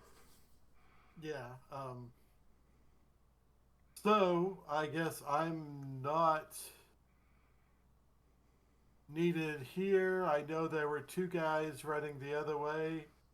I will turn back and see if I can help catch them. I'll be behind, obviously. I'll miss all the fun, but I'll give it a shot anyway. Okay, well, you get back into the room and you can see that Whippet, one of the guys has turned around to fight Skater Boy. The other one is still running, but Whippet's kind of on him. Or right behind him. Boogeyman, we're back around to you.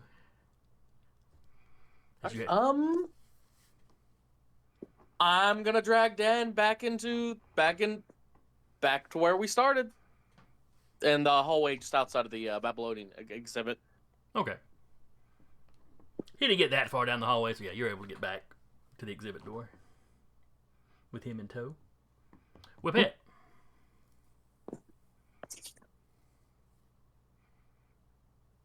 I will try once again for a. Actually, no. I'll just do a straight book attack. Okay. Oh, poor guy. Again. So that's a massive. So how much damage do you do? That's 5. All right. Oh, he already had some damage on him. So he is out. No need to roll for the stun. However, you need to roll that damage for the kill. Oh no! Oh shoot! Oh, the publicity. Oh, the publicity.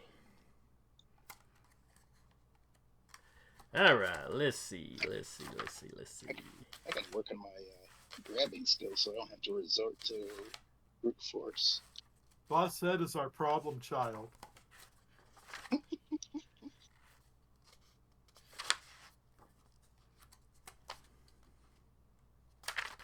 There it is. All right, on a major or massive success, reduces the target stamina to 0 and renders the character unconscious. On the following page and each page thereafter, the character loses a level of strength.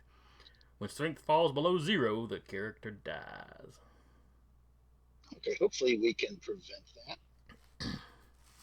Oh, sure. Does Whippet have the medical skill? Oh, you know what? I don't. It's not gonna get that. Clearly, I'm No. gonna need it. You'll get to make a roll to. Just assuming you stop and take the time. Of course, I'm not.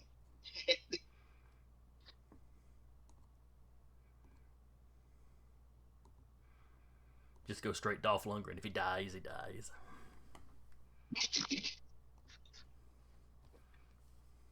Skater Boy.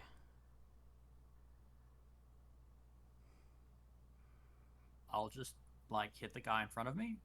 Okay. I thought he was still had something left in him. He's got just a little bit left in him. Very little bit. You 3 pop damage. him. 3 damage. He is unconscious.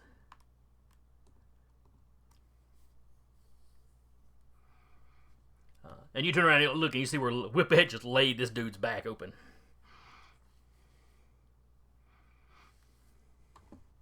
I've got something for that. And I'll start rummaging through I'll start shoving an entire arm into my pocket. Of your But that won't comically happen large till next jorts. turn. Cosmically large jorts. So what do you pull out of what must be dimensional storage? Well, once again, it's a gadget power, so I have to wait till next turn. Oh, fair. All right, well, that's everybody down. So we'll drop out of combat for a moment. So you rummage around for a little bit, and you pull out what? A rank 1 healing gadget. It just looks like an EpiPen. It's like the stem shots in half a dozen different video games. Psst. It's just designed and registered to make sure everything's working and the heart's beating at the right rate. It's like CPR in a needle. Just jab it, pop them. It's literally the Nice. keep them alive until the medics get there. The bleeding stops almost immediately. The wound doesn't really close up or anything, but it scabs over almost immediately. Thanks, Gator. Thanks, Gator. It's cool. I've almost accidentally killed a lot of people. I've learned to keep a lot of these on hand. Yeah, Skater Boy was a hero in the 90s. It was much more common then. That's right. Everyone was more violent. They had really big guns. And the muscles were hugely on roids. Pouches and shoulder pads.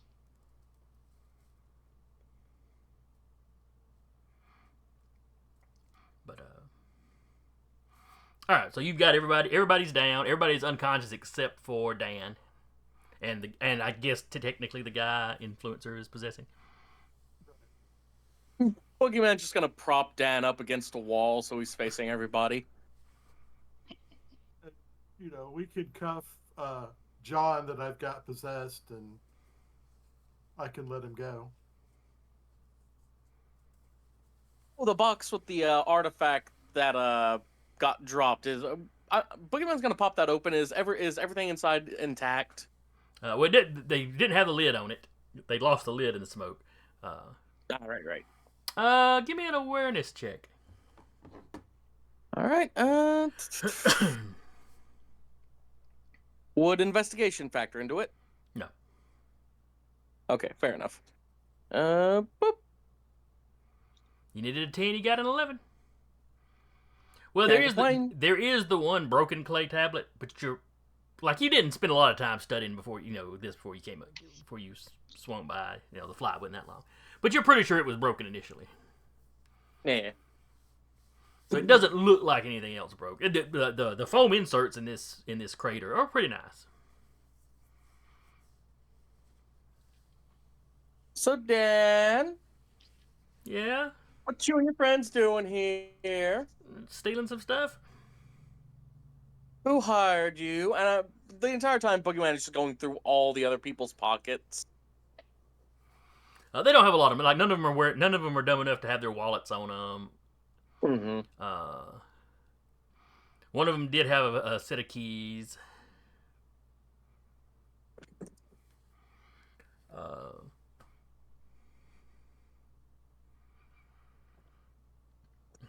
Let's see. One of them had a little pry bar, like not a full size crowbar size, but one of them like smaller ones.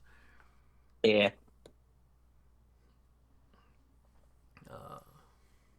Really, it's just a handful of tools. A little bit of cash, handful of tools. For the job. Some extra ammo for the guns, that kind of thing. They also had a small paper map of the layout of the place. It's kind of like yours, but it's also got like access points to the rest of the tower or rest of the building marked into it.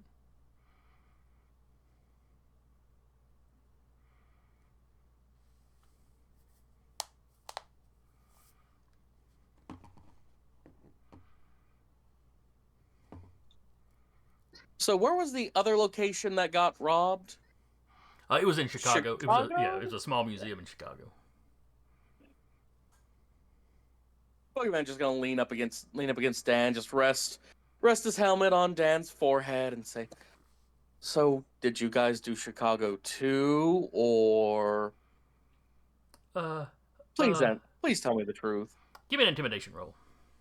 It'd be willpower, and if you've got intimidation, add that. Yeah. Let's see. What is old Dan's willpower? Nice. No. Dan's willpower is not. Oh nice. no, that's a 1. I rolled a 1. But a total of a 7. Yep. And Dan rolled a 3 for a total of a 5. Yeah, that was us. Mind telling me who hired you? Or better yet, how did they get in touch with you? Tell me both, Dan. Tell me both. Where were you going to drop off these very, very nice, very expensive, and very rare artifacts? We've got a fence we were going to sell them to. Them and the other stuff.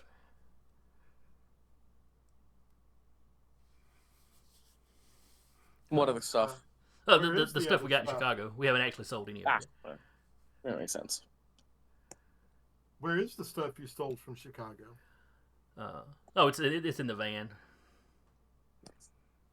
That Boogeyman's just gonna dangle the keys. Yeah, Mind showing us where you parked? Well, I can. I'm kind of stuck. Well, I'll just drag you with us. Don't worry. I formulated this stuff to be very, very lightweight. And again, don't struggle. It's still setting. And if it constricts too much, you won't be able to breathe. Do not tell me how long it took me to figure out that little quirk of it. What about when you move me around and everything's shaking? Is it going to constrict then? Don't squirm, Dan. Maybe I should And just we'll be stand fine. here. No, come on with us. And I can show you after it sets. We didn't leave anybody with the van. It'd still be there. anybody wants to come with Boogeyman can as he just starts dragging Dan along. Shouldn't you hand me over to the police? Eventually, don't worry. Hey, are your toes going numb? No. Are they going to? Don't worry about it, Dan. Don't worry about it. We're fine. You're fine.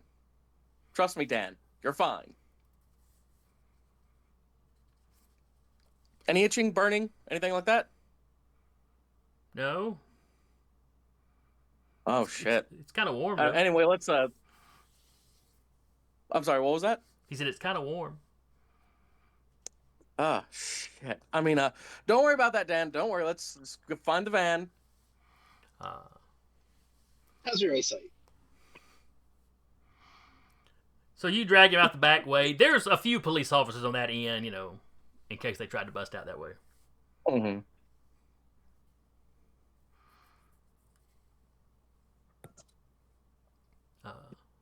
They have a getaway van that also has artifacts they stole from a small museum in Chicago. Dan here is showing us the way toward them. It's over that way. He's sort of gesturing with his head. Basically, the building next door to the Max Tech building has some underground parking, and apparently they had parked down there.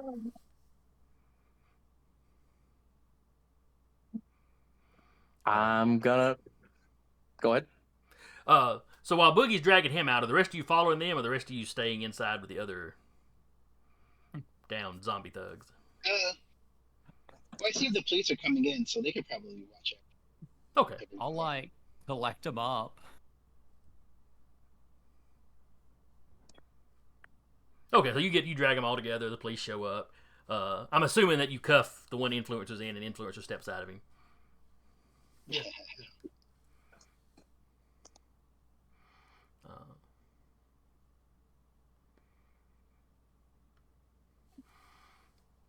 Boogie, Dan takes you and the cops, to the van. Sure enough, there's another one of those little crates in there. It's got, a similar smattering of artifacts. Mm-hmm. Go ahead and give me an awareness roll as you look over the van. Sure. Investigation or just awareness? Go ahead and throw investigation to this one, I guess. Okay. This is more of a little looking for clues.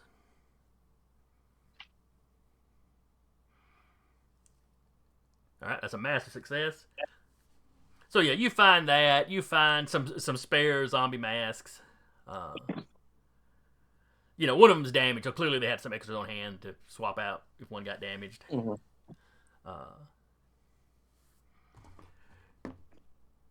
You also find some makeup.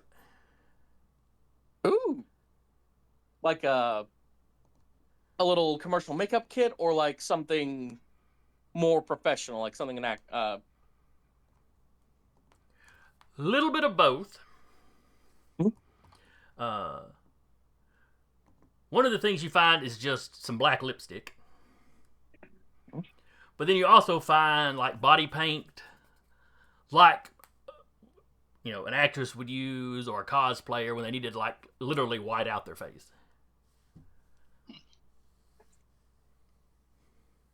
Like a mime would do quite well with this stuff. Huh.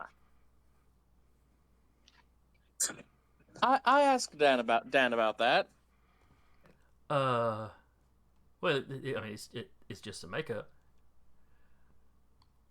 Oh, pretty. Sometimes we hit the clubs after a job, Does that set up my bullshit meter?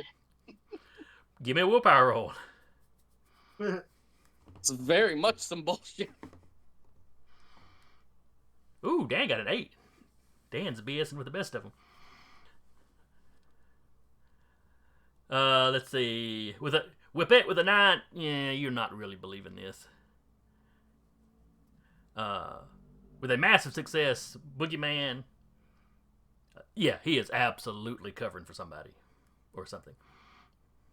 Yeah, judging from your moves in a fight, I doubt that you're much of a clubber.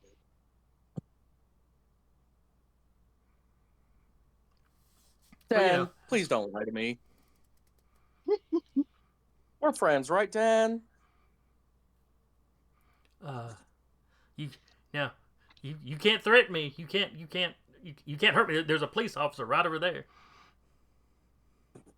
I'm not threatening you, Dan. I'm hurt. I thought we had a nice working relationship here. I caught you. You were telling me everything I wanted to know, and now you're not. The police officer's like, "Sir, you seem to have really disappointed the hero. I bet some coffee would make him feel better. I'll be right back." And the officer doesn't really leave, but he steps out of Oh, view of the door of the van, or wherever y'all got to. I don't guess Dan would need to be in the van, so he steps like out of sight where Dan can't see him. Dan, buddy, do you know why they call me the boogeyman? Cause the good names were taken. Oh no.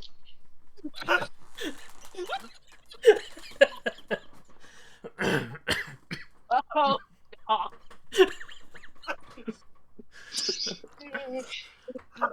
And he says it with the most sincere voice. This is probably the most sincere thing he said to you.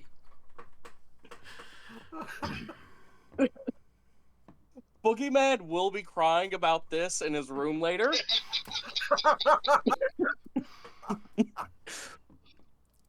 But Good. for right now, he's going to take either side of Dan's head in his hands, not squeezing, just holding it, so he's making sure that Dan is looking at him. Not that he has much of a choice. It's because you will never stop looking under your bed for me. After today. All right, give me an intimidation roll. And Ooh. I'm going to tap Tough SOB to make sure that sticks. All right, give me a roll. So that'll bump that 6 up to an 8. All right, so Dan rolled a 1 for a total of a 3. And then you rolled a 9, so that's a massive success.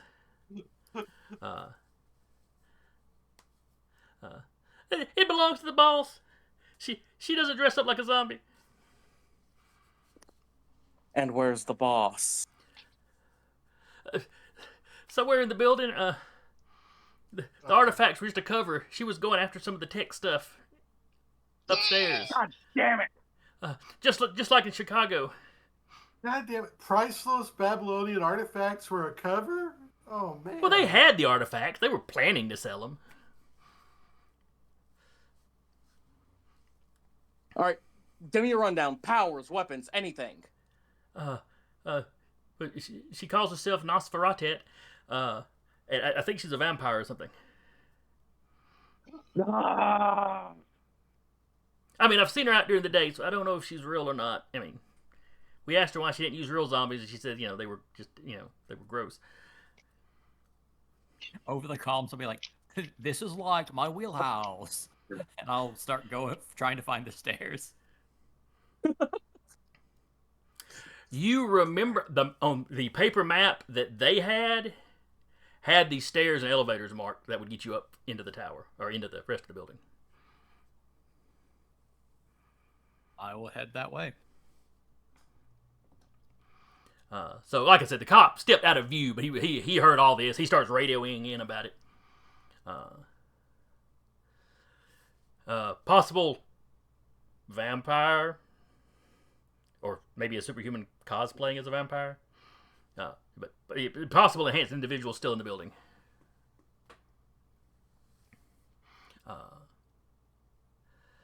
Boogeyman, he tells you, I can keep up with Mr. Dan here. Thanks, we appreciate it, and Dan is just going to very, very quickly book it back towards the building. Alright, so y'all rushing the building, taking the stairs or trying one of the elevators?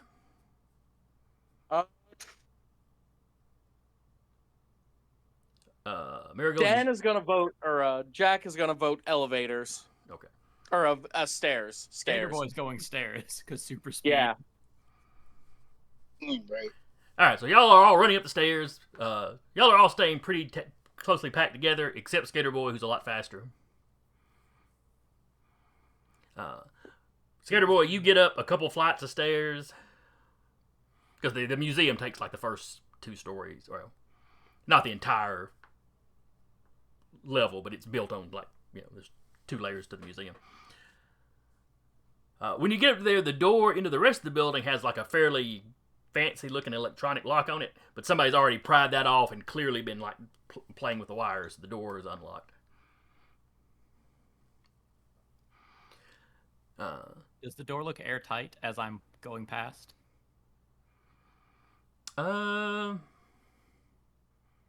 Probably not airtight. It's a pretty, you know, the door's in good shape and fits well into its frame, but it's probably not airtight. You're not seeing like rubber gaskets or anything on it. All right. She's probably like half vampire at best because she can't turn into like mist. You hear Carol over the com. I'm pulling up all the info I can on vampires. Wow, some of you super Some guys of run it's into like these things fake. regularly. Like, if you see the note that says "get soggy and milk," that's just like the one. I'm going to have questions later.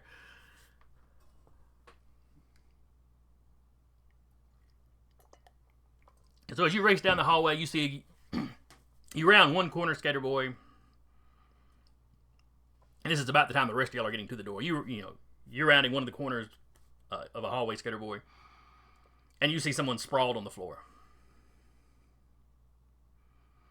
For a second, you think it's somebody that has had a sheet put over him.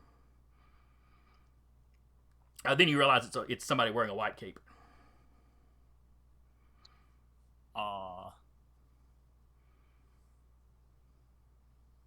Are they like unconscious? Are you stopping to check them? I'm gonna like try to read their mind to see if they're awake. All right, give me a roll.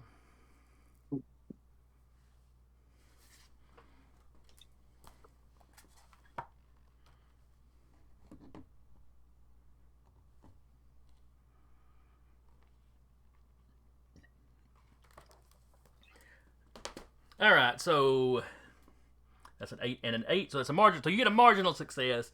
You're not getting any specific thoughts or information from them, but there's definitely a mind there.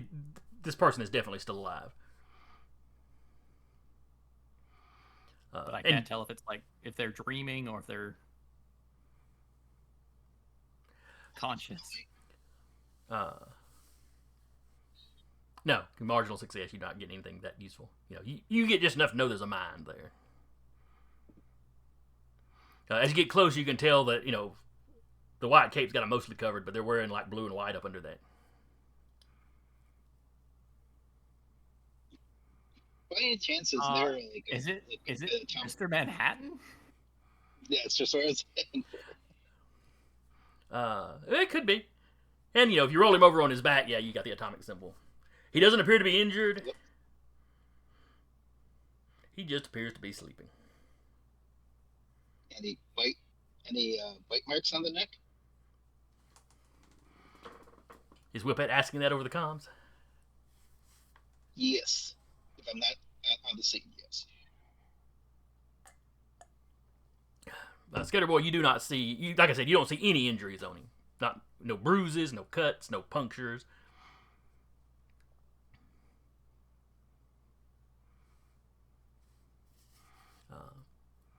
And while you're looking him over, everybody else catches up. And sure enough, it's just you've seen him in the news. He's he's local. You've seen him in the news. All right, like back to business.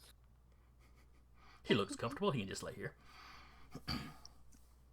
So Skater Boy takes back off down the hallway. Got it. Oh yeah, we're trying to find the. No, that's fair. What are the rest of you doing? Are you following, or are you doing anything else with Manhattan? I will try and wake up Manhattan. Yeah. Excuse me. All right, so Influencer and Boogeyman start shaking him, and he comes awake with a kind of a start. His hand comes up, snaps up, almost like Influencer, almost like he's about to grab you by the throat. But he stops. It's like he catches himself halfway and starts looking around. What happened? What was the last thing you remember? An alarm went off. I was checking it out. there was a guy in a big billowing cape, and then I think I was dreaming, but then I was here. Did he knock me out? I don't remember getting hit. Oh, hey, you guys are the Visionaries, right? Yep. All right, Yes, come we on, are. stand on up. Yeah. He gets up. He seems to be fine. It's like it's like he was just laying there taking a nap. All right. They're just giving a rundown. Yeah, break in. Person leading it was apparently a vampire. Vampire still in the building. Maybe after some tech stuff. Probably who you ran into. Man with a billowing cloak. Maybe? Wait, no. Said the boss was a woman, so I don't know. Might probably have multiple actors going on. Oh, lovely. All right, so Manhattan's with Very- y'all. Skater Boy, give me an awareness roll. Need to beat a 5. Got a 4. Hold on. Would a specialty of occult help? No, it would not. Darn. This is more or less a listen check you were making. Yeah. Now, is Skater Boy super fast, like just running, or does he always have to use the skateboard? Oh no, he just his legs are just super powerful. Okay. So he can super speed with his skateboard or without. Right. What would he be doing in the building? He'd just be running. Okay, that's a little quieter, I guess. There's carpet, you know. That's fair. So you're running along. You hit a section that looks like it's got labs. You know, it's like bigger rooms with when you just glance at the windows as you run by, there's equipment in them. There's one up ahead that the door is open. You step through and interrupt a conversation. You step through and like the light, before the speaker realizes you're there, you hear him going, "Look, woman, I don't care what you're here for. You're getting in my way," and then they realize you're there. And what you see this woman. She matches the description from from Dan. She's clearly got the white body paint on her face, and the black lipstick. Got kind of a Victorian goth look to her. But she's got the little mask, so she's a super. And then you also see. Oh wait, that's the wrong. There we go. This fellow. Ooh. Mostly blue and white costume with the black cape, white trim. It's not currently flaring out dramatically behind him, but right now he just sort of standing there with a hand up with a finger kind of pointing down at the woman he was clearly arguing with. He looks to mean business. But when Skater Boy runs into the room, they both stop talking and turn and look at him.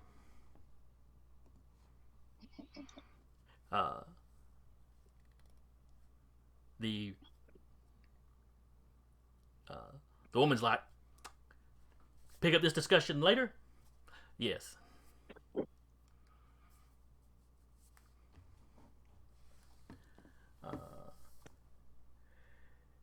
Let's see, Skater Boy. Actually, all of y'all go ahead and give me a new initiative rolls.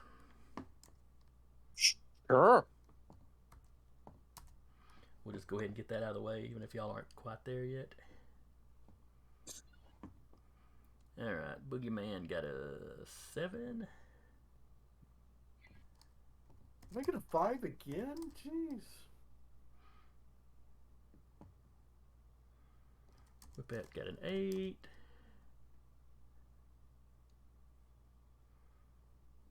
Yep, Influencer did get a 5 again. All right. Descending order.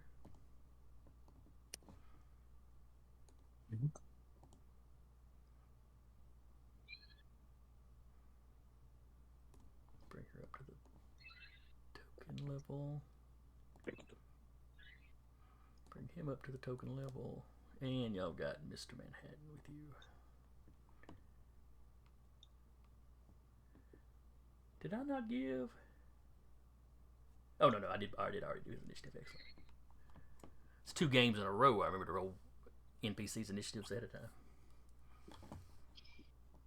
I want a cookie.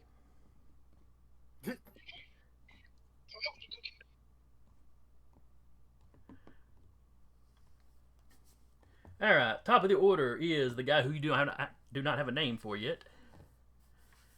Big billowing cloak guy.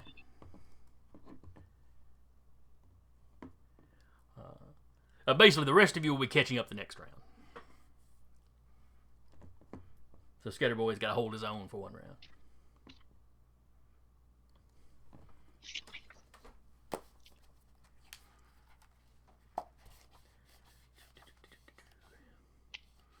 Let me find this power.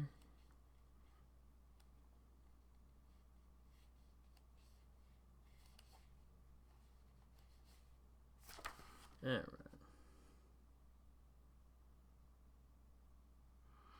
All right, Skater Boy, I need you to give me a willpower test. Versus his ability. Oh, he rolled. All right, so he rolled a 1, so a 9 is the number to beat. I would like to use a determination. All right, what are you tapping? I was like so smart once. Fair enough. All right, so it's gonna be what I roll +2. 11. All right, so that is a tie.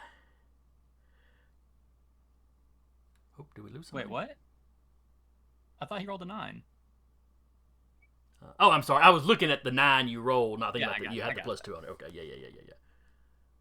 You feel a wave of drowsiness pass over you, but you shake it off because, like, obviously this guy's using a power. Oh man, that's like how I used to feel when the crystals were like more powerful. That sucks. He scowls at you a little bit. Crystals? Oh, you're some hippie hero from California, aren't you? Well, like the crystals were like from an alien civilization, so like it's more like science than magic. The little goth chick next to him's like, well, you know, some aliens use magic and technology. You know, you had those guys trying to buy human blood because our blood is so good for making magical artifacts.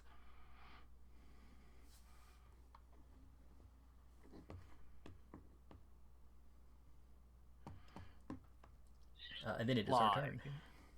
Oh, go ahead. No, it's just like, yeah, I like this one. She's like informed.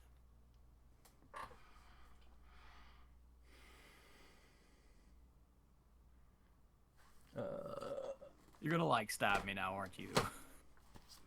Oh no, that's way too violent. Trust me, if I decide to do something, you'll like it.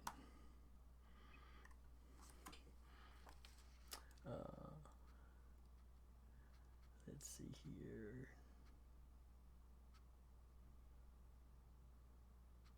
That's right, I needed the benchmarks. That's what I'm looking for.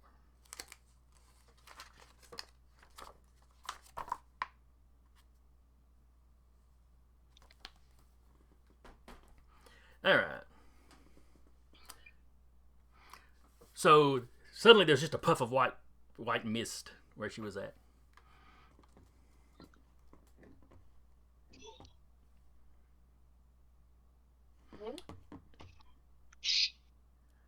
And then,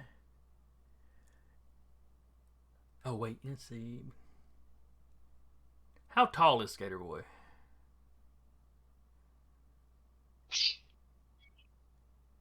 With his boots on, 6'3". Okay, he's actually too tall for her to just appear behind him and then nuzzle his neck. She wouldn't quite reach. She's a little on the shorter side. And she's about whippet size, roughly.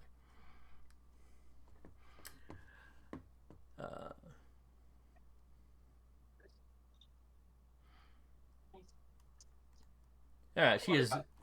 Let's see. Give me an awareness roll, Skater Boy.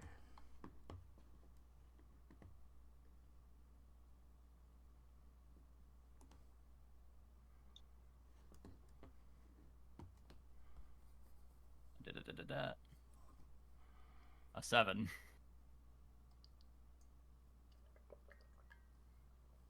All right, so with a marginal,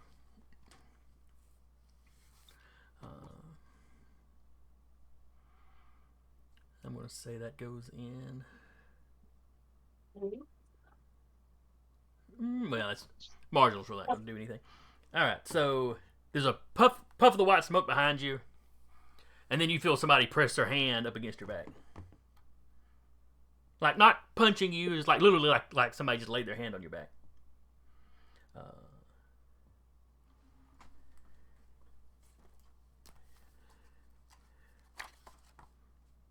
And then I will need you to give me. Let's see.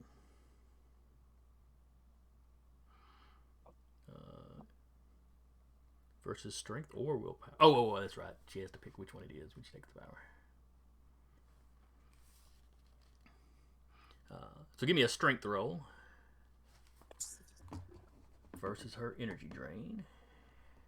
Will my specialty occult help me? It will not. Yeah, I didn't think so. Got a 7. All right, so that drains 5 stamina out of you. Lord. Does damage reduction do anything for that? For energy drain, no, it's not considered directly damage. I will drop.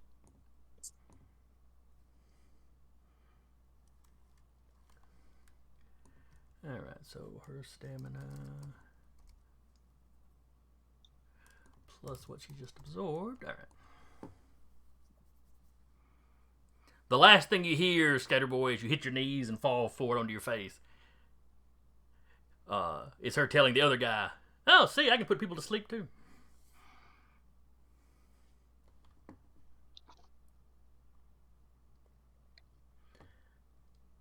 All right, and then everybody else spends the round getting there. Am I able to do the pop a determination to get back up? You know, you would have a turn come up. So yeah, if you wanted to do that, you could. All right, I'll pop my determination. How much stamina does that bring me back to? You use either your strength or your willpower, whichever's higher. All right. I'll pop back up. All right. Well, you're on the ground and you're awake, but you're on the ground. You could use your movement to stand up, I guess. Oh, well, you didn't stay down long at all. I'll pop back. Yeah, like I'm like really used to handling narcolepsy.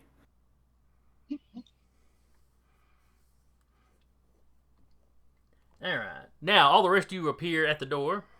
If we essentially start the second round. And billowing cloak guy goes.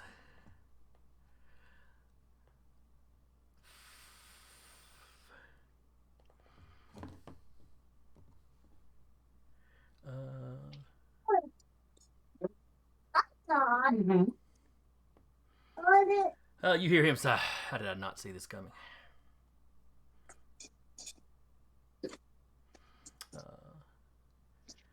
And then he is going. No one sees the Visionaries. I'm trying to. I guess he would still see. I guess he would see out of y'all. I guess he'd see Manhattan as the biggest threat as far as raw power goes. He'll probably change his mind once he takes Boogeyman's baseball bat to the face or something. But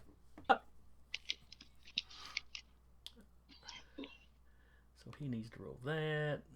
Manhattan needs to roll this.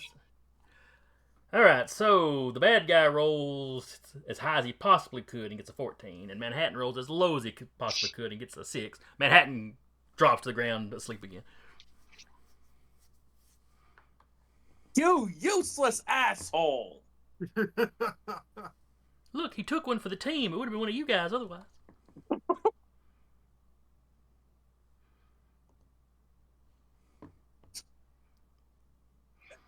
The vampire chick kind of looks. She looks almost offended. Hey, I'm sure he's doing the best he can. Look how fancy this guy's cape is. Clearly, he's powerful. In fact, I think I will just get out of your way. And then there's a puff of white smoke or white mist, and you don't see her.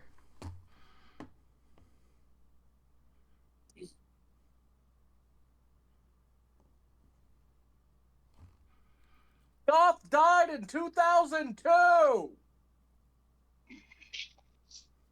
So they're gonna bring her back and try and get her to, and she'll try and murder me, or she really is just gone.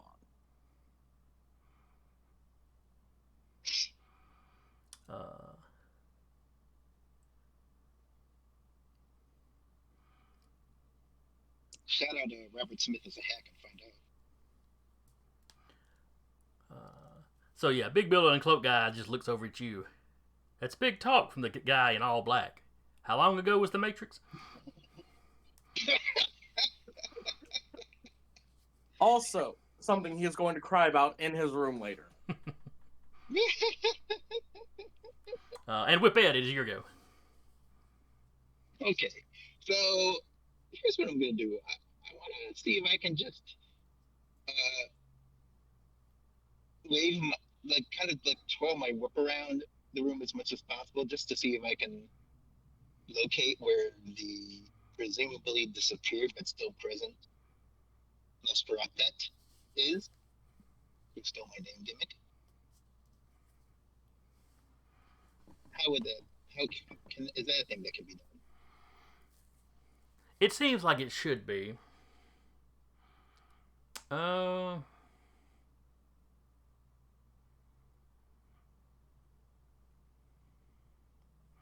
This is going to be a little weird. Give me an awareness test and add your weapon specialist or weapon mastery into it. Okay, so As you're just covering as much area as you can just to see if you hit anything. roll 1d6 plus 4 plus 2.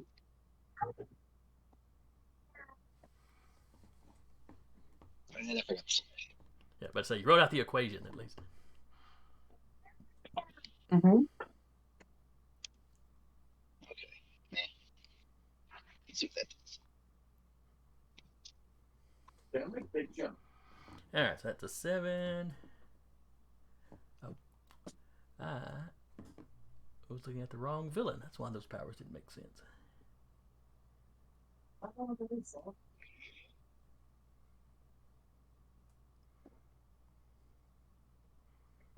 Mm-hmm.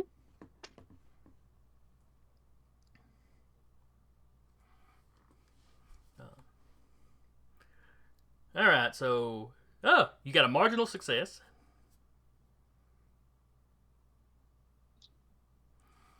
So the tip of your whip just brushes something. And you kind of hear, ow, hey! But then you hear like a pitter-patter. She's clearly moved from that location. But you know she's in kind of, she's in this general direction. She had not moved far from where she'd been standing. It's like she did the poof and then like took a couple of steps sideways or something. Yeah, if I get a chance, based on what I just heard, especially the steps afterwards, I'm gonna try to maybe in my next panel awareness where she could possibly be.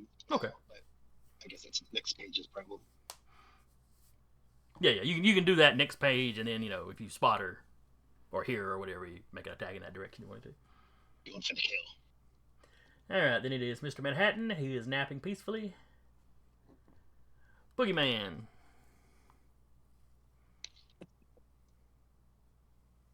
I am going to try and get some cover in, and then not whip together a stunning gadget. Okay, so this is like a lab area. So there's some desks. There's some, not benches, not tables, counters, like freestanding counters. So there's plenty of stuff to duck behind. You start pulling pieces out of your different pockets and putting them together. Boop. And what rank ability are you making? Set to rank 5. All right. Marginal success. You may have to look up what that means. I don't remember off the top of my head.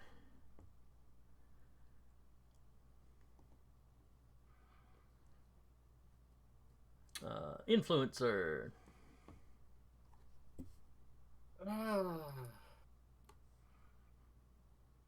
Well, I did not specify that I kept John's big gun.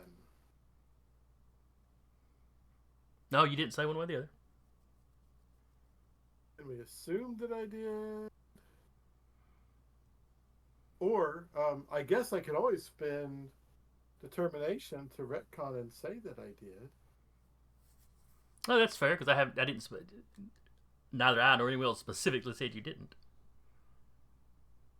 So yeah, you can do that. What are you tapping?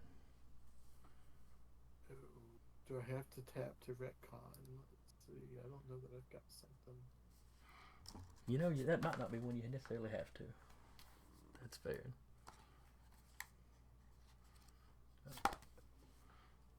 This will probably be easier to find in the PDF. Hang on.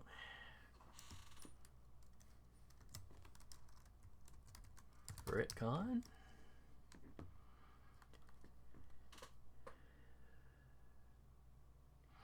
Alright, retroactive.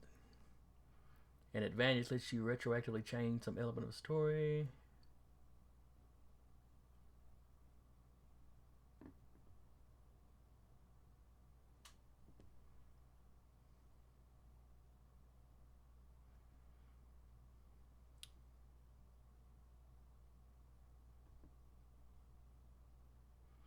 Yeah, I think you still have to tap equality. Just for the power point, or the determination point spend.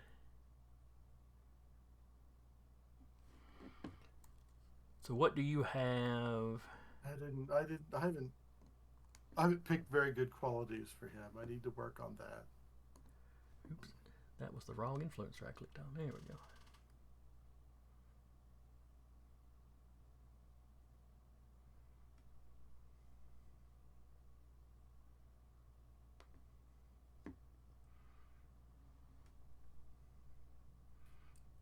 Well, I don't think they're necessarily bad qualities, but Not that it's going to let me retcon something. yeah. I'll be nice. I'll give you an even odd roll. You want even or you want odd?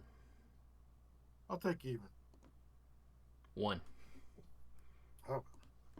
So now the police probably took it as evidence. Which would make sense. Absolutely. I am going to regret this. Because I think this is something that will probably end badly, because there's not much I can do. But I can sure try my one trick. Alright, what's your trick? Try and possess Mr. Big Bad.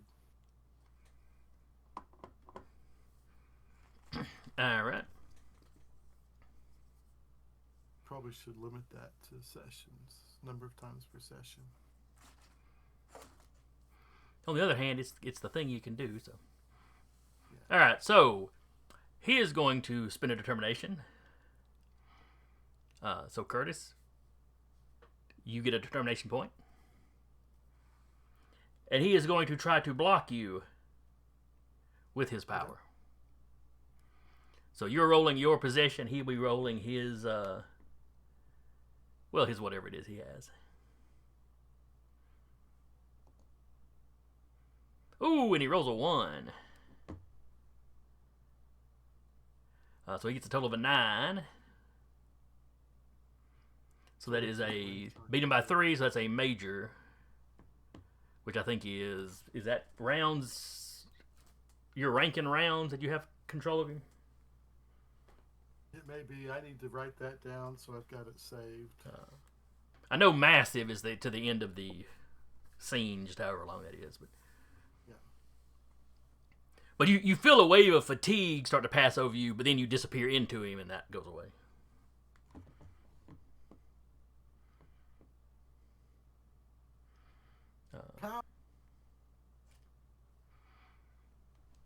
So now you're standing there in the very fancy costume, with no idea what this guy does, other than put people to sleep. He can put people. You know, there's some kind of way he can put people to sleep. But I don't know how he does it.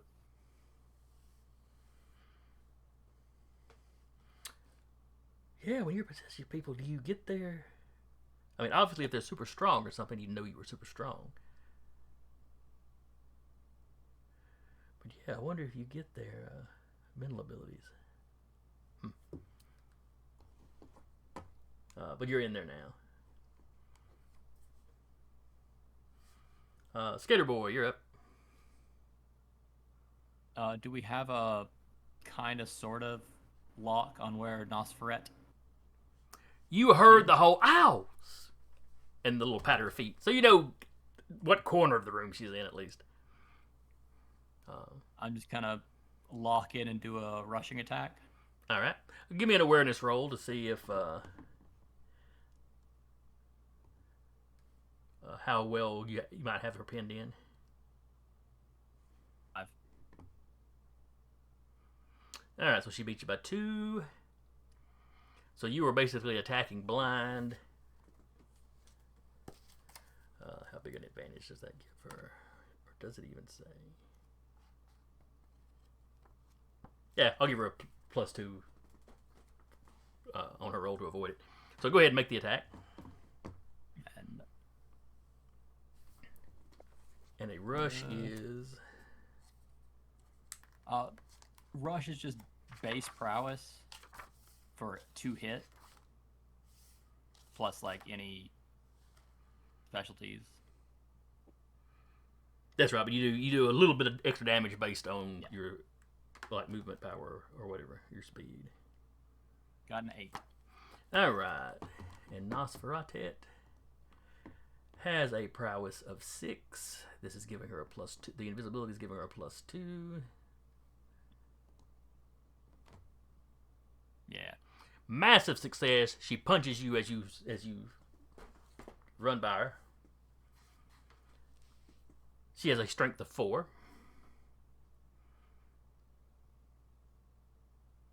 I take the last point of damage resistance off of for knee pads and stay up at 1 stamina.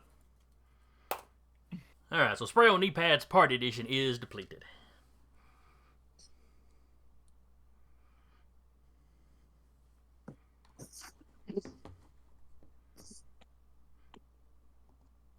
And then we are back at the top of the order with the possessed guy, so he doesn't do anything on his own.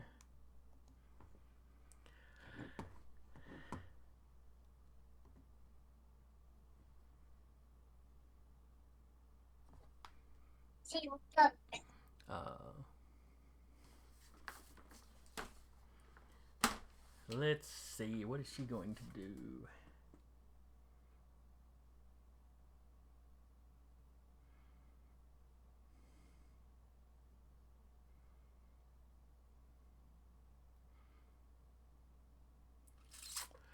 Because she's like really, really outnumbered.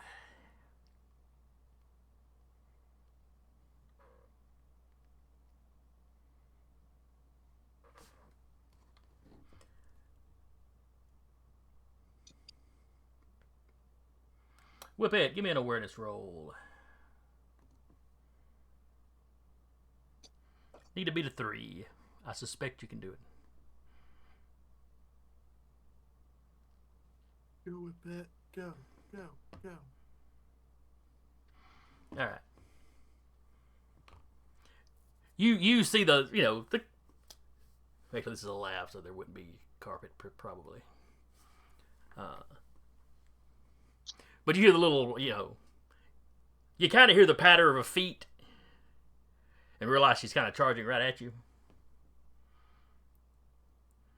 And then she is going to try to put her hands on you. So give me a prowess. Let's see, and her prowess is actually pretty decent. Yeah, better than mine. But not better enough for this fight. Yep. So you realize she's coming right at you. You just step out of the way. Almost gets barely. So y'all like right there together.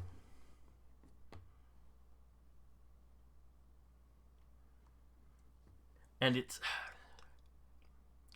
not like the Predator where you're seeing a distortion, but you get this feeling that there's somebody just right there. Okay. Basically, her invisibility is not good. Yeah, I will blurt out. She's right in front of me, and hopefully someone can act on that between now. All right. Well, after her turn, it's your turn, so you can act on it right now.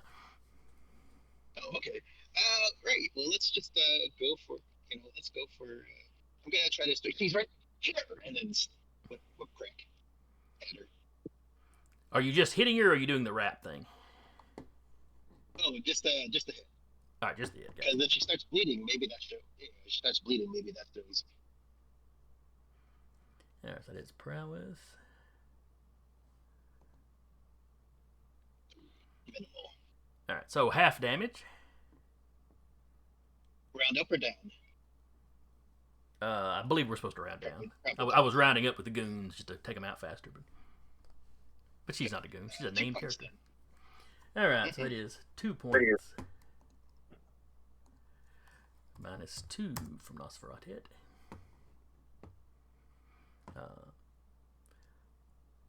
So yeah, she yells again, and she fades into view now. The invisibility is clearly not doing her any good.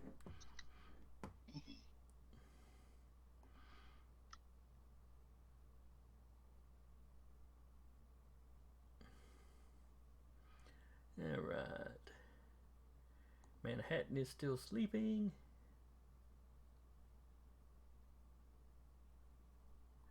Boogeyman. I'm gonna pop out of my little hiding spot, and I've got like some wire wrapped around my baseball bat connected to a battery. So I've essentially given my bat turned my bat into a blunt taser. So like the stun ability. Yep. And on a marginal success, there is no difference. It's either you get the gadget working or you don't. Okay, so a marginal success still counts as a success. Yes. Okay, fair enough. So I'm going to just run up to Nosferatu and bop her on the snoot with my stunning bat. Boop the snoot. All right, her prowess is a 6. 11 is the number to beat. Oh wait, hold on. Did it roll? No, it is not. Looks like you rolled a 1 plus 6. So it's 6 your... Okay, see it on. 6 is my prowess, yeah. Okay. And you don't have like a baseball bat weapon specialty or anything? Don't have a roll for it, so... Okay, I think it just didn't pick it up, maybe? Like, I don't see it on my end, but if you see a roll for me, then I'm gonna trust you on that. Yeah, what I'm seeing is one of the dice plus 6 plus 0. As far as like the breakdown of how the roll came out. Yeah, that sounds about right. Okay. All right, so you needed an 11, you got a 7. That's a massive failure. So you take a swing at her, and she gets a free punch on you. You basically, she saw you coming, you overextended with the swing. She gets that free jab on you. Her strength is 4. Probably doesn't feel great, but I can reduce that down to 0. Yeah, I didn't figure that would get through your Kevlar. In fact, you may be the only person that actually wears armor. There's some Kevlar. There's some mail there. She's got some plate carriers on him too. He's a little turtle. Turtle. Influencer.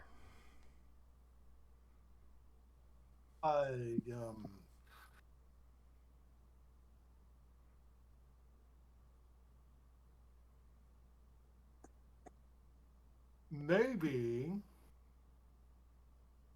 I'm gonna try and walk up to her like I'm gonna help her, maybe, and try and sucker punch her. See if I can, Alright. maybe she doesn't realize I'm going to attack. Give me a willpower roll to see if you can bluff her.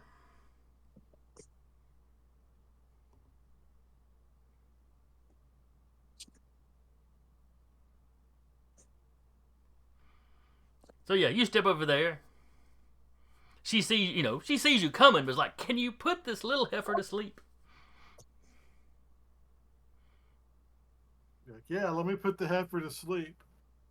And since I don't know his other attacks, I am just going to punch her. Okay. And I'm assuming I'm using my prowess.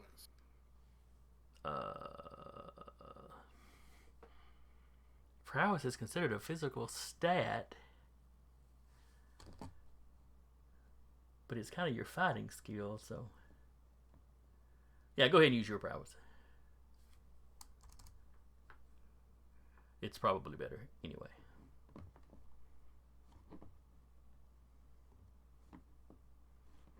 Alright, so that's a 9. Oh no, it actually wasn't better. So 9. I'm going to say 11 because you're sucker punch, because the sucker punch. Versus her 6. She misses it by 1, so you will use his strength for damage. He has a strength of 4.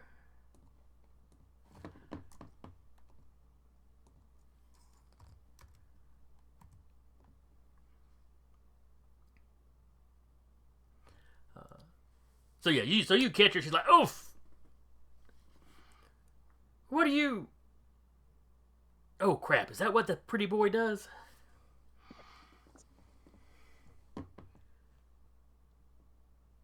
Skater boy, you're up. Oh, if you had something to say, influencer, go ahead. Oh, no, I was just going to say, oh, she called me a pretty boy. How long is the unnamed villain under control? We did not actually look that up, I don't think. I want to say it's his number of ranks in the power and rounds. Okay. Because the massive is, just for the duration of the scene. But let me go ahead and look that. You go ahead and come up with what you're going to, saying what you're going to do, and I'll look it up. Oh wait, no, not mind control possession, not dream control possession. I'll go ahead and just do another rushing attack against Nosferat. Okay. And I will tick in my last tick of probability control. Give myself a +2. A minimum roll. Okay. That doesn't sound great for you. And this is her prowess. Oh, but she didn't roll great either, so marginal success. Y'all tied, so you do half damage. Hold on a second. This may be bad for me. I think you split the damage or something. This may be bad because I didn't think about my health.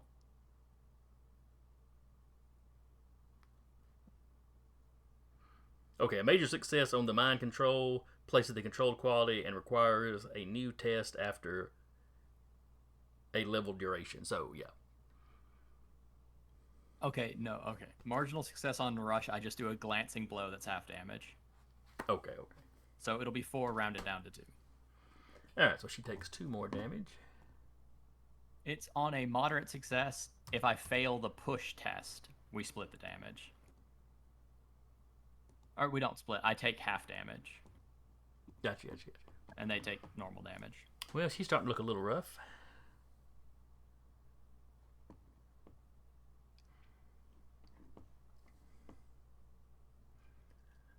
And then it is her turn.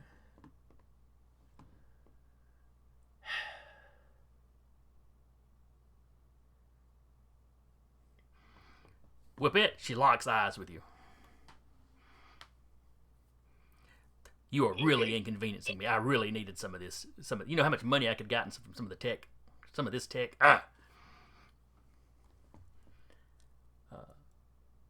And then she reaches out and tries to grab you.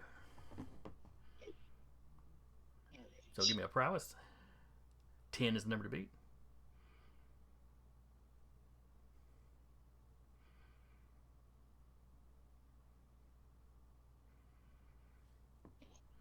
All right. So you needed a 10. You got a 10. Marginal success. So her power only goes off at half effect. So give me a strength roll, and I will roll half her energy drain. So you need to beat a 4 on a strength.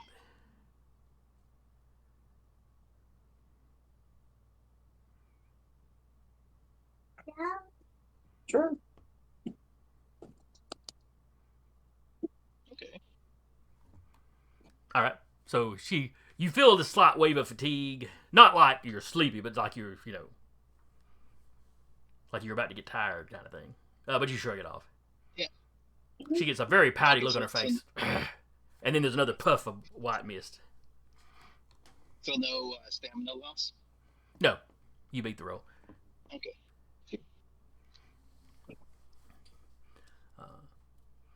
Yeah, she has to do the coordination to touch you. I let her skip that on Skater Boy because she appeared behind him before he knew she could teleport. And then you have to roll, versus the actual power. She was only using half her ranks of that. So, all right, but this time when there's a puff of white smoke or white mist, she seems to actually be gone. Y'all don't find any trail of her. It's right at 4, so we're going to kind of go into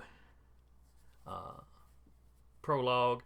If you have any questions, we can address them, between sessions or at the beginning of the next session.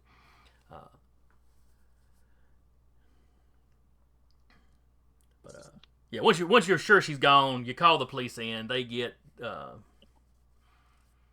Honoroi. Turns out to be that guy, the billowing cape guy's name.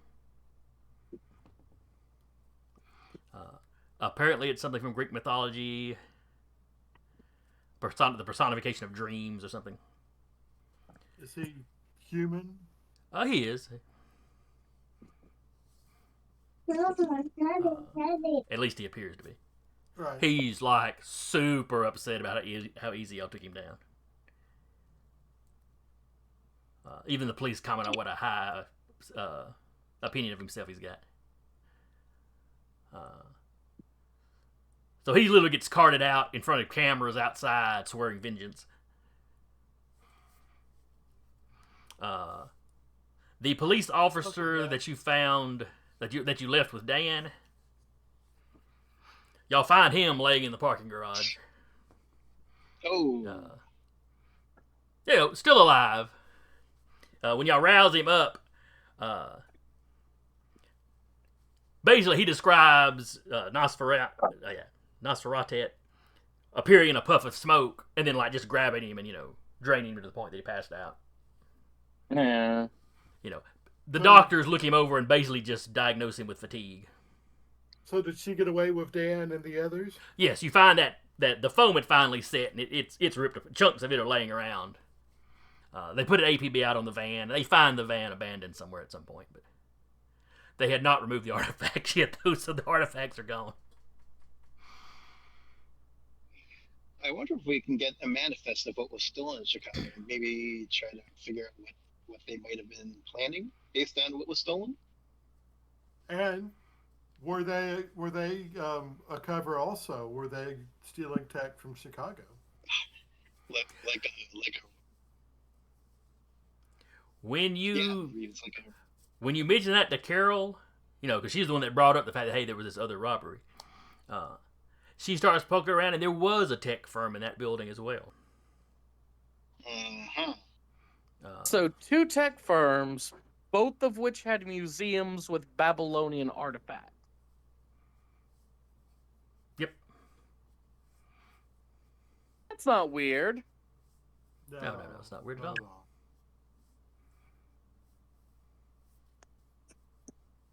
But they're not the same tech firms. They're different. Is that correct? That's correct. It is not. The one in Chicago was not Max Tech. Yeah, Maxner Technologies is homegrown That's in even Detroit. more interesting. Yeah, do we know of any thefts from that other company? Well, They did nothing physically was stolen. They do admit, when the police start questioning them, that they had a data breach that coincided with that robbery. Like they had not connected it to the robbery downstairs, but somebody had got into the facility and extracted some of their info. And I'm guessing they're not forthcoming with what information that is in regards to. No, there's confidentiality agreements they've signed with people and security stuff. They'd love to help you, but they just can't. It would put them under a possible litigation from partners they have contracts with. They just can't. Can we have our boss buy that company? He's just the liaison to your team, man.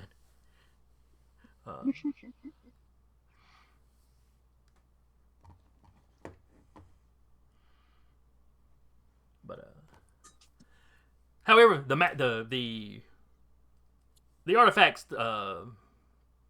Maxner Technologies owns. Well, actually, the company itself doesn't own them. The family that started the company owns them. But, so the artifacts that belongs to the Maxner family. They were still downstairs, so they didn't get stolen. It's just the ones from Chicago that are missing.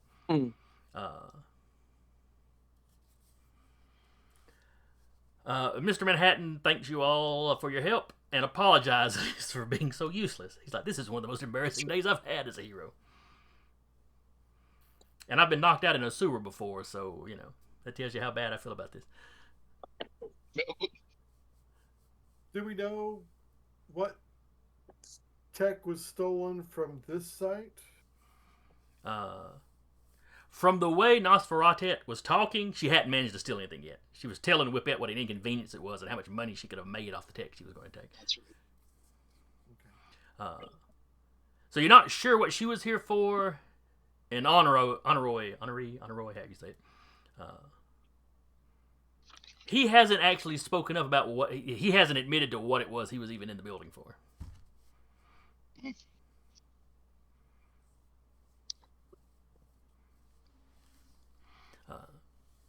He's made it obvious he was not working with Nosferatet. It was just a unfortunate timing thing.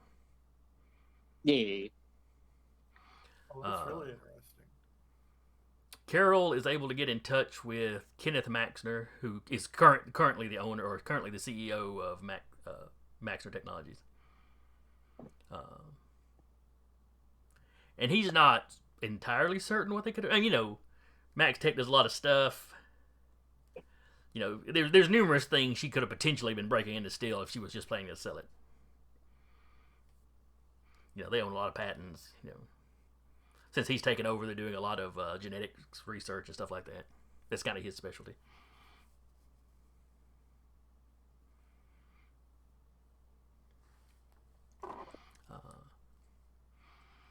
Offerman is very happy with your performance. Influencer didn't even have to shoot anybody. You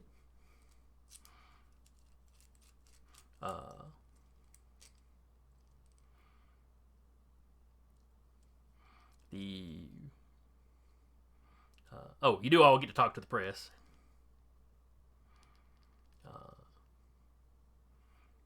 So all in all, real good job. Everyone is quite pleased with you. You know, this time, Evil Eye, they talk about him having powers, but they don't really talk about him like he was a supervillain. Ouch. Honoroi has a very fancy costume and got carted out. Like I said, swearing revenge. So the press is eating his defeat up.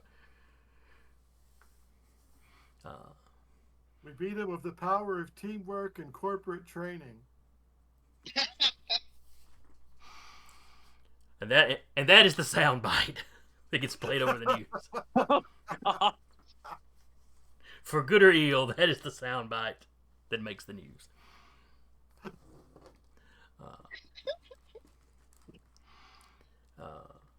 So we will wrap here for the day. I hope y'all had fun. I certainly enjoyed today. Mm-hmm. It was definitely fun. Hope anybody comes by and watches later. Hope you enjoyed it. Hope you'll join us again in 2 weeks.